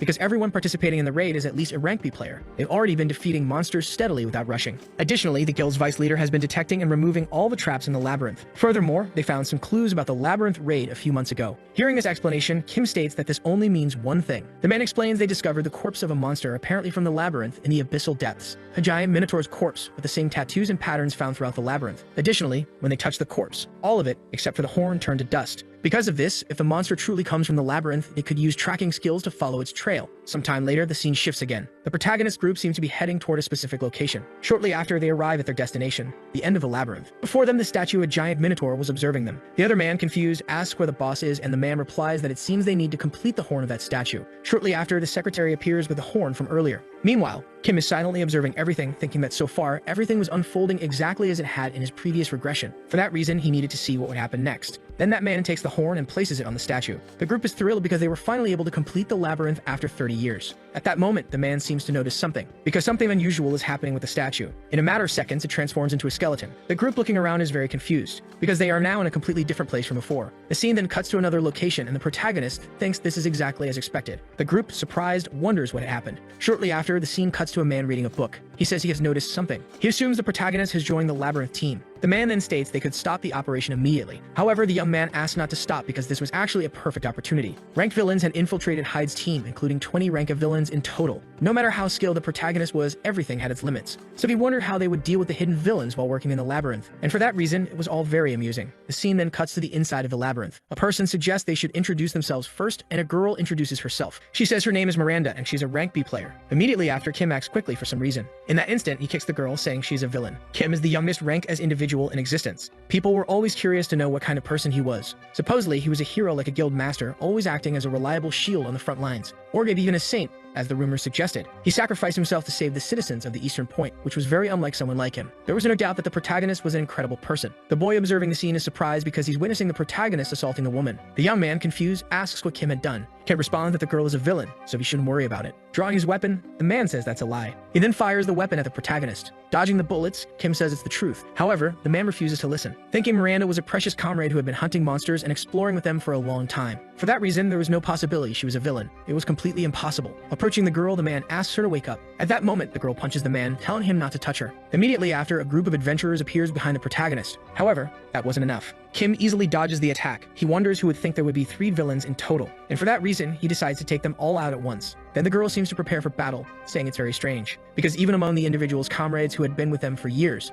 no one had been noticed. Asking how Kim knew all this, the boy tells her not to worry because it wasn't a matter of her actions. The truth is that Kim had come from the future. Hearing the explanation, the girl says she doesn't care and immediately charges at Kim. She manages to deliver an attack which Kim narrowly avoids. Shortly after, another comrade interferes in the battle. Another also charges at the protagonist. However, Kim narrowly evades the attacks. At that moment, a chain is invoked, successfully binding 2 members of the group. However, the girl is still in the battle. Kim notices this and successfully anticipates her attack. Surprised, the girl wonders what happened. She states she didn't know Kim was that strong. Her ability causes vomiting, paralysis, and hallucinations when her nails make contact. Even an S-class player couldn't escape her magic, and she had definitely scratched the protagonist's face at the start. Even so, he hadn't suffered any effects so far. At that moment, Kim ended up apologizing for something. Then he invoked his ability, stating that this type of poison did not affect him. The girl, in turn, became very frightened by the power before her. At the same instant, the attack hit her. Time passed. The scene then cut to that crazy guy again. Surprised, he was observing something ahead. He realized that the protagonist was standing before the girl, who apparently was defeated. Irritated, she began to insult the protagonist. At that moment, Kim grabbed the girl by the head. Apologizing, he said he didn't have time to play with her, and for that reason,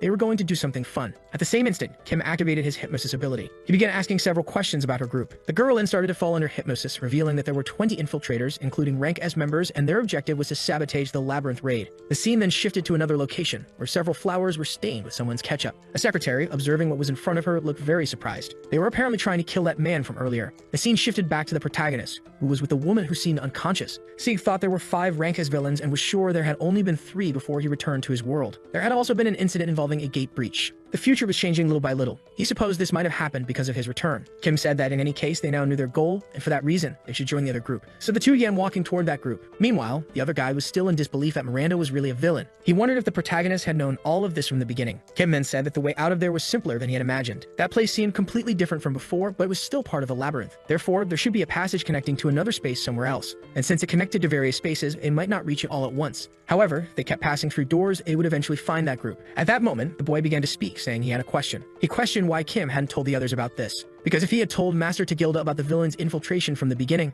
none of this would have happened. After that, the two started staring at each other. The protagonist then responded that it was foolish to think that way because it didn't depend on him. Moreover, that other man already knew all about it. The scene then cut to another location, where that guy seemed to be fighting a group of people. He asked what they were doing, as this joke was going too far. Then the secretary had to intervene in the situation. But within seconds, another adventurer appeared to intercept the girl. The man noticed this and immediately protected her from the attack. He then remarked that this was like being in hell. The secretary, worried, asked if he was okay. However, the man asked her to just stay back because he would handle everything. At that moment, he activated his ability and a battle began to unfold. The secretary said there was no need to protect her because she could fly as well. However, the leader said she shouldn't do that because she couldn't handle those people. Shortly after, the other man said the girl was right, because he didn't have the luxury of protecting others in that situation, since all this time they hadn't been hiding their powers. Shortly after, that guy's lantern broke. From within it, an unknown creature emerged. The man then remarked that everyone there was at least rank A, with 4 of them being rank S, and they had all done this to kill a man. The man, surprised that they had made many preparations and thought he had a good eye for people. The other man then told him not to worry too much about it, because the evil guild had been working on this plan for years. Therefore, there was no way someone as foolish as him could have uncovered it. The man, irritated, supposed the protagonist was really right about this, because he had said earlier that a group of villains was planning to assassinate him. At first he thought it was all a lie, but then he realized it was true. The man, surprised, wondered who knew all about this plan. However, there was something more important. He asked why he hadn't done anything about it. Thus, the man says that a true man never doubts his companions, and as the master of all, he should not doubt them. The group then starts laughing at the man, saying they knew he was stupid from the very beginning, wondering how many years they had worked with that kind of idiot. The secretary then gets very irritated because he hadn't even verified the information about those people. At the same moment, that skull from before ends up being activated, delivering an attack toward the man who barely manages to dodge. The other man then says he had done a good job, thanking him for making the stupidity of keeping them in his team and that, for this reason, he could now die. The man replies that he had said he didn't want to doubt them. At the same moment, he ends up invoking his skill, striking the other man from before who was easily defeated, affirming that it was actually him who was the idiot. The scene then cuts to another location, with that other boy asking if he was saying how Dagda already knew about all of that. He replies that if he knew that, he shouldn't ask stupid questions. The scene cuts again to another location, where the protagonist is now in front of Kang, asking if he will still leave him lying in the same state as before. Kang then gets up, asking if he didn't think he had seen all his power, affirming that he shouldn't worry because he already believed in the protagonist. However, he never said he would leave it that way. Now it's just the way he wanted. It is revealed that the group had already been brutally defeated. The other boy observing this is surprised. Kim then ends up entering that portal. Thus, he comes across that other man from before. The man asks if Kim hadn't seen the other group, and the boy replies that he hadn't. And given the situation, he only noticed the path ahead, ignoring the rest of the group. Asking what the man was planning to do at that moment, the man remains silent, saying it was frustrating, but he would have to retreat for the moment, because there could still be more villains, and even if they reached the end of the labyrinth, the boss had not yet appeared. And as frustrating as it was, the only option left was to find an escape before suffering more damage. For this reason, he wanted to apologize to the protagonist because that wouldn't have happened if he weren't so stubborn. Shortly after, Kim says that as long as he knows that, it's enough. The man, irritated, says he went out of his way to apologize, and yet the protagonist was treating him like that. Observing the situation, Kim thinks he had wasted time and hadn't gained any merit points, but that was the right choice at that moment, because he even shared other information about the villains to help with the labyrinth raid. Then the secretary appears, saying they should gather to leave the labyrinth. Kim thinks he only had information about the labyrinth raid, and that if the future changed further, he might not have control over everything. For this reason, this time the man was giving up. The secretary then asks if there were any monsters or traps in the other spaces. Hearing this, Kim is very surprised. The other man says they passed through many spaces, but fortunately didn't see any traps, so they believed they could leave safely. Observing the situation, Kim wonders why there were no traps or monsters, because the space they were transferred to is filled with those traps along with monsters. However, the places they passed through were just different areas and didn't particularly threaten the players. For this reason, he needed to know why, because if there were no monsters and traps, there was no way the group could have reached the labyrinth master before his regression. At the same moment, Kim seems to realize something, that the whole group starts looking to the side, apparently surprised by something. The other man asks what was in front of them because a fearsome creature was staring at them. It is then revealed that the labyrinth boss was in that place, who immediately begins swinging his axe, hitting the group squarely, and with the impact, they are all thrown into the air. Additionally, the regression door was destroyed. Shortly after, the other man tries to grab the protagonist to help him. Kim in turn says he's aware of the situation and starts running away. At the same moment, that other man begins activating his skill, and consequently, our boy does the same, starting to engage in close combat toward the Minotaur, and shortly after, the three attacks end up colliding. At that moment, the Minotaur attempted to attack again. However, they managed to dodge. Within seconds, his forehead began to glow, and out of nowhere, a skeletal monster appeared. The other man said that it was a rank S monster. Looking back, Kim saw even more monsters. The secretary wondered what was happening as monsters were suddenly appearing. Soon after, a voice began speaking about those wandering through the labyrinth and those disturbing its rest, stating that for that reason, they shouldn't worry and should proceed forward. It said everything would be resolved all at once. Then the group of monsters started advancing on the other two, who, desperate, were merely awaiting their death. However, their leader appeared, managing to defeat some of the Minotaurs, while the protagonist also assisted him. Together, they managed to restrain some of them. Next, the protagonist gave a signal. The man began casting some sort of magic, firing it toward the monsters, which were then defeated. The man remarked that it was impressive, but in the same moment, he was surprised by what he saw. Even though the monsters were severely damaged, they were still alive. With threatening gazes, they began observing the group. At that moment, they seemed to be preparing some sort of attack, firing it toward the other man, who barely dodged and counterattacked with a punch. However, it didn't seem to have much effect. Observing the situation, the man realized that the Minotaurs had regenerative abilities. At that moment, more monsters appeared. The man concluded that he would need to defeat the boss to eliminate all of them at once, but he still didn't know how to achieve that. He could potentially land a blow, but the opponent was not someone he could fight while protecting both the secretary and the protagonist. However, if they could strike simultaneously, there might be a chance. Even so, he kept wondering what to do, because the choice he made would define his path. Then a flashback showed a man asking him to make a choice. The man said that no matter how strong someone was, if they pushed themselves into a duel, the association would have to act. And if he were to accept someone as a comrade, he needed to consider not only their skills, but also what kind of person they were before making a decision. Afterward, the man stated that unlike a reasonable person, he wasn't the type to live doubting everything. The elder said that might suit him better,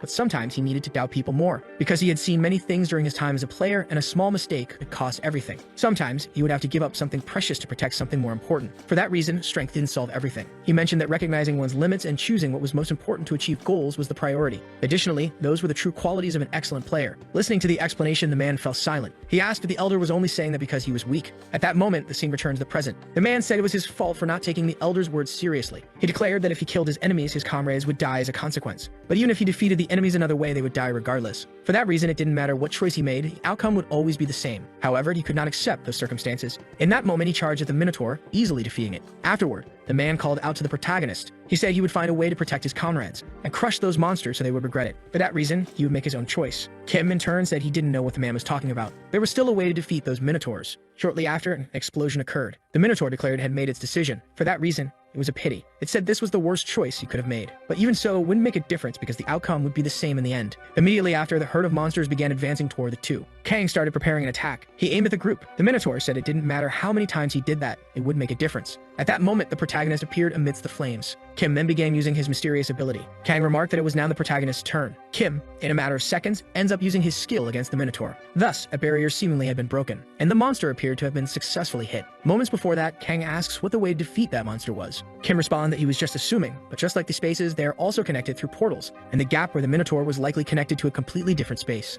And the monsters were only being revived or even regenerated by the queen after reaching that space again. Therefore, if she didn't have another space, those monsters would immediately disappear. Kang then starts laughing, saying that if he were wrong, everyone would die. However, Kim responds that the situation wouldn't be different if he did the opposite. Meanwhile, the secretary, along with that other crazy guy, was observing everything in silence, because they were witnessing a gigantic battle right in front of them. Again, the scene cuts to the present, with Kim managing to hit the Minotaur, where it apparently caused some damage, and at the same moment, the protagonist is surprised. Then Kang charges toward the Minotaur, where he also delivers an attack. Even so, the monster still remains standing. Within seconds, the creature ends up disappearing. Meanwhile, Kim is crying on the ground. Looking down, he is surprised to see Kang completely injured, missing an arm. At the same moment, something unknown appears. Because through that smoke, the Minotaur emerges again, and with that, the determined group tries to attack once more. However, the Minotaur merely throws the skeletal debris in front of it. While laughing, the creature says they were very incredible humans, and it never thought he would do something like that using a space he had created. However, there was more to it, as until now, it hadn't used its power over the previous laws, and for this reason, it was much stronger than before. At the same moment, the protagonist tries to charge at the creature again, but within seconds, he ends up being struck once more. Those observing are very surprised, thinking they couldn't believe the power gap between them was so vast. Therefore, if he didn't use that skill,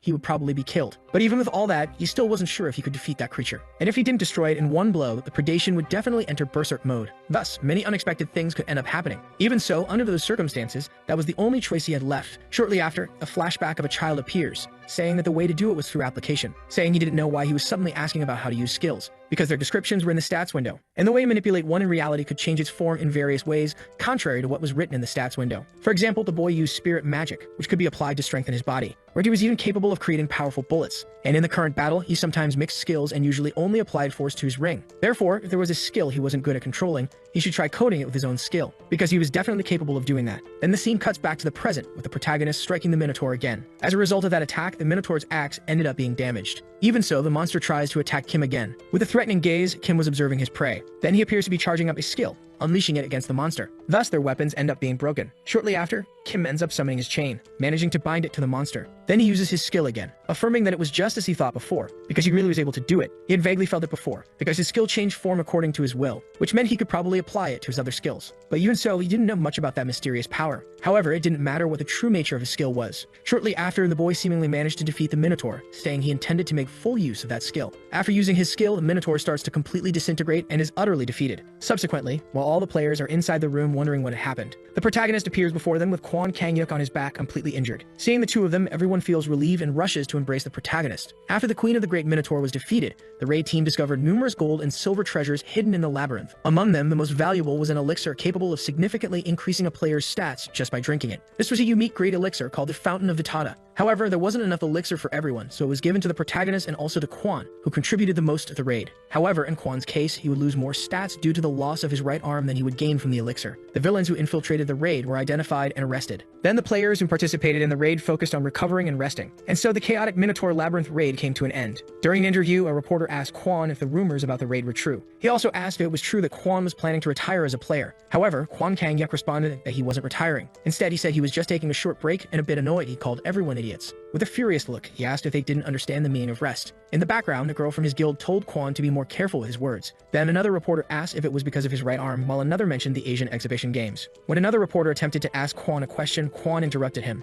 Kwon then replied that the reason was indeed his right arm, but he said they should only focus on the Asian exhibition games. He added that someone capable of replacing him had appeared and told the protagonist to speak for himself at that very moment. The reporters then asked if that wasn't Kim Tae-yeon, the rookie player. Another reporter mentioned that following the Labyrinth raid, the protagonist ranked 5th in contribution, making him perfectly qualified for the team. At this moment, they noted that, in addition, there was a rumor that with the Fountain of Vitada he had obtained, he had likely reached an international level position. Hearing this, a woman responded that it was ridiculous and asked if the boy truly understood what the national strength rank meant. She explained that national strength rank was for monsters on a completely different level, even among rank players. The rank was established because they couldn't be classified under other ranks. But before she could say more, the protagonist stepped onto the stage. He introduced himself and said that he would be one of the representatives in the exhibition games. He mentioned that many of them might be concerned about the replacement player Kwon Kang-yuk. He understood that, and no matter how much he had achieved, he was still just a rookie compared to the other players. He also admitted he couldn't guarantee he would perform exceptionally. At that moment, a mysterious man appeared, watching the protagonist. Laughing, he wondered if this would be the new rank of New Korea. Meanwhile, a woman also observing the protagonist said there was currently no way to confirm the rumors about his national strength rank. In a restaurant, a young man asked his companion whether the protagonist was confident or not. However, the other man replied that it was obvious he wasn't and asked if he thought anyone could achieve the national strength rank, adding that he had known this would happen from the beginning. So the video ends here. If you don't want to miss the next part, activate the notification bell, and see you next time on Tob's channel.